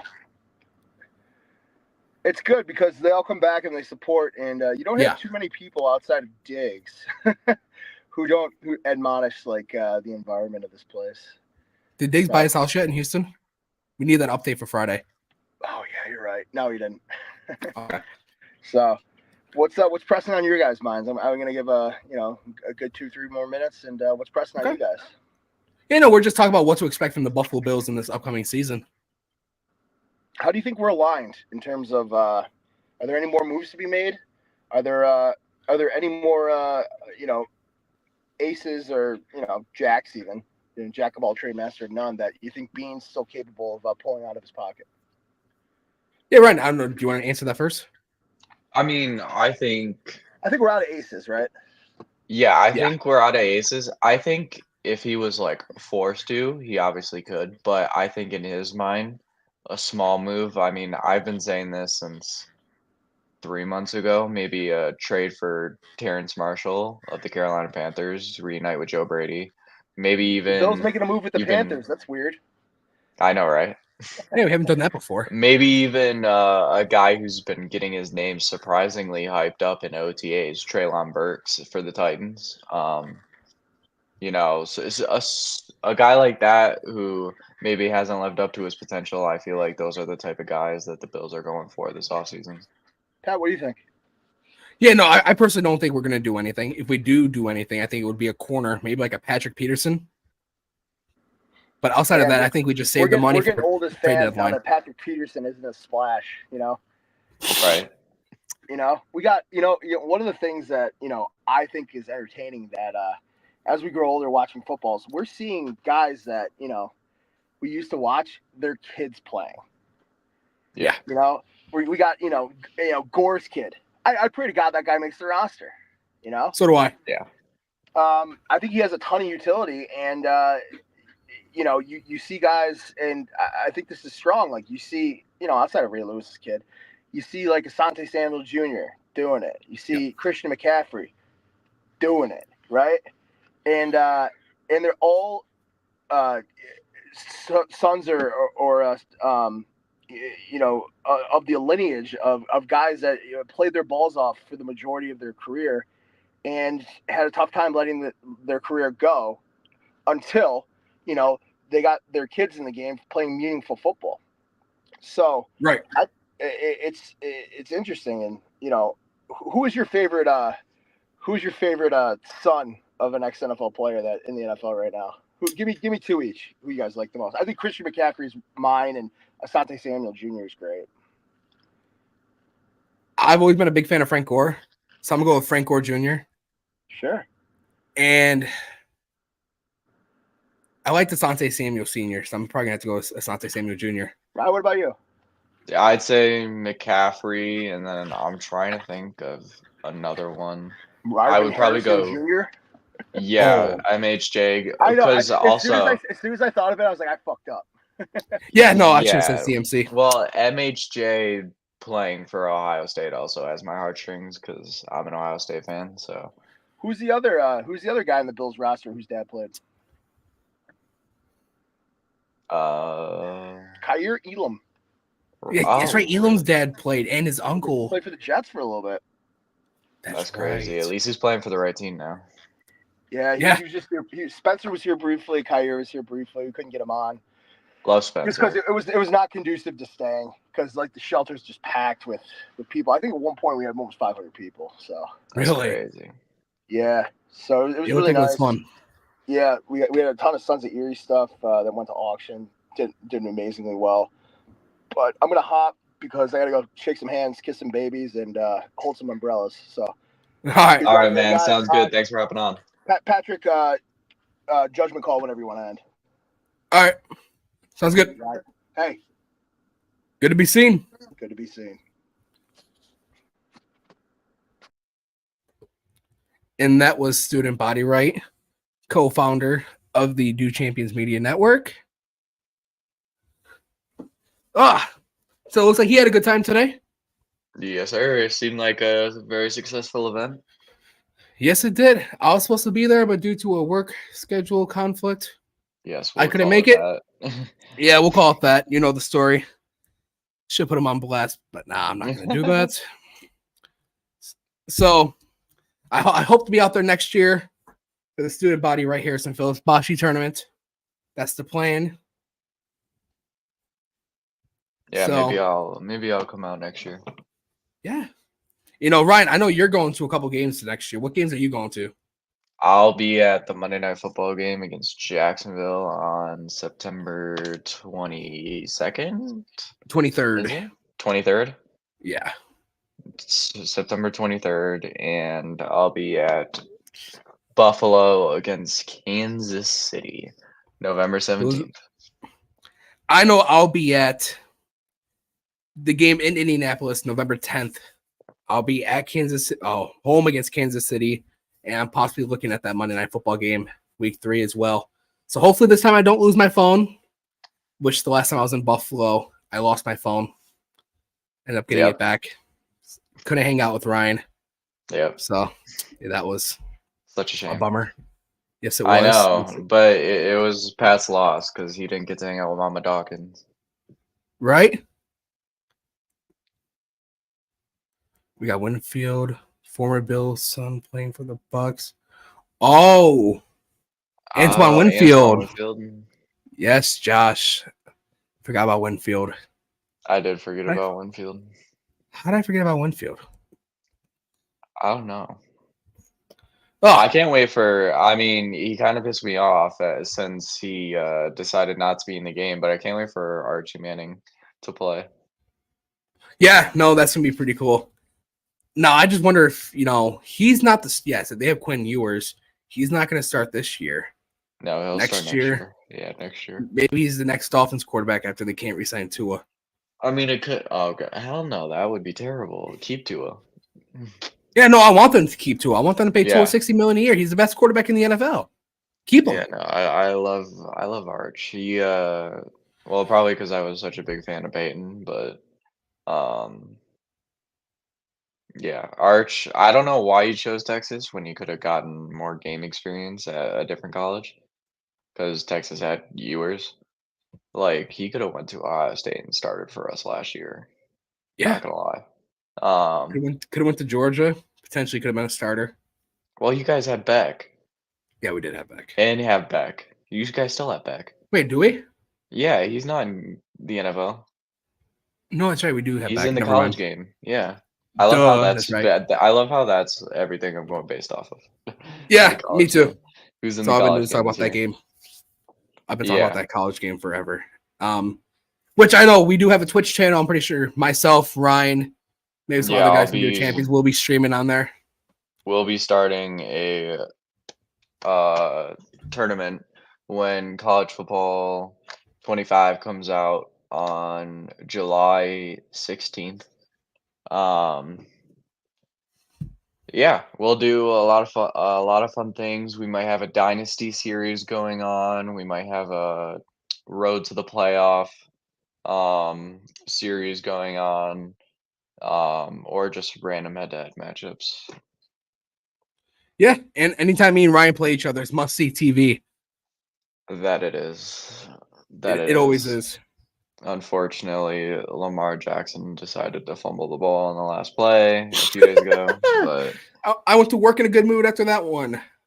There's Harrison Phillips again. My comeback fell short. We always have must-see matches. I will say that. It's always fun. It is always fun. Let's see who else we have coming on the pod here soon. Well, it's pretty interesting to see that Jim Kelly still has a competitiveness in him after beating Student.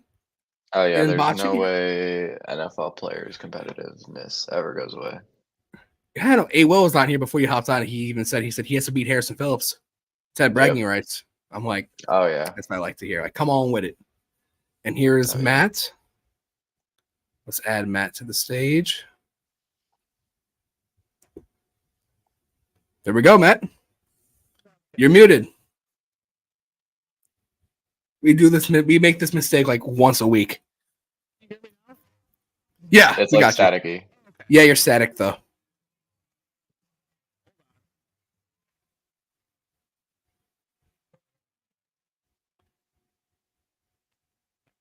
Oh, yeah, it's a little bit better. It's better. Wonder if water got in there.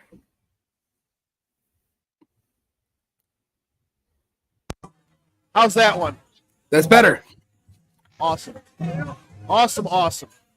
Well, we got a little update from Student. What's that? Student hopped in here and said that Jim Kelly whooped him and let him know. Yeah, he did. He definitely did. Jim Kelly's still playing right now, so. Oh, is he? Yeah. They are in the quarterfinals, it looks like, right now, so it's been a lot of fun here today. So wish all you guys could have been here. Definitely a fun time, good food. Definitely all you can eat, all you can drink, $50 entry fee. Can't beat that. Yeah, no, I mean that's pretty much it. I mean, really, it comes down to, just having fun, right? That's all you can do in life, anyways, is just have fun. And this is one of the things that, we did. Student put this all together between him and Harrison Phillips, and it's been a great day here. I'm glad to have new champions have been a part of it. I'm looking forward to seeing some articles from Ryan once we get the website going. I'm looking forward to seeing more of your red blueprint, Pat. I definitely want to thank all the sponsors here today. For us, anyways, Ilio DiPaolos, Sons of Erie, Hamburg Brewing, Beauty Pools. Definitely check all of them out on Twitter, on their websites. Definitely come down, 3785 South Park Avenue in Blaisdell for some of the best Italian food I've ever eaten in my life. So definitely a great thing. And, Pat, I'm going to shut it down from my side. Whenever you're ready, go ahead and you guys end it. But I'm going to shut everything down from my side and just start getting everything cleaned up down here. So with that being said, good to be seen, guys. Good to be seen. Yes, sir. Good to be seen. And Ryan, quickly let's get this off the screen. Oh, thank you. Yeah, so before we wrap everything up here, obviously, I'm pretty sure we'll see it in your articles. I'll have you on the red and blueprint at some point. Who's going to be your team MVP besides Josh Allen? Give me one offense, one defense. Dalton Kincaid on offense, and we'll go Terrell Bernard on defense. Okay. I like that. I like that a lot. And now, Miami fans think they're going to win the division. We know they're not. Every offseason. So, how do you see this division shaping up come January, February? Depending on health, I think the Jets are actually the closest competition to us. I think Dolphins fans are just blowing over the fact that they lost their entire interior defense. Yeah, they did. You can't just replace Christian Wilkins. They also have Jalen Phillips and Bradley Chubb, who both won't be back for week 2, most likely. Yeah. Bradley Chubb for sure. The Dolphins, they're always fun at the start of the year. They're always the fast team that loves to score, that everyone loves. And then they play a good team and they lose. So I think the Jets, who have a really good defense, who are coached well on defense, will give the Bills more fits, and I think they will finish second, and Miami finishes third. And the Bills, for the 5th straight year, take this division with a 12-5 record. I like that. That's where I have Buffalo personally, so I like that a lot. That's all I have. Do you have anything else you want to add? No, just give the channel a like, give the channel a subscription, and check us out on all our social medias. Mine's right down there, Ryan Buffalo 01, and then Pat at Pat_Burkins. And yeah, we appreciate y'all for tuning in. It's been a lot of fun today. A very successful event put together by student. We want to thank Harrison, Aaron, for hopping on the channel. Very fun day. Your mic. Oh my goodness, 4th time. All right, and again, thank you to our sponsors, Ilio DiPaolos, Sons of Erie, Hamburg Brewing, and Beauty Pools. And thank you again, Ryan, for hopping on with me. That's all we got until Thursday with the Coast to Coast podcast, live at 8 Eastern. And it's good to be seen. Good to be seen.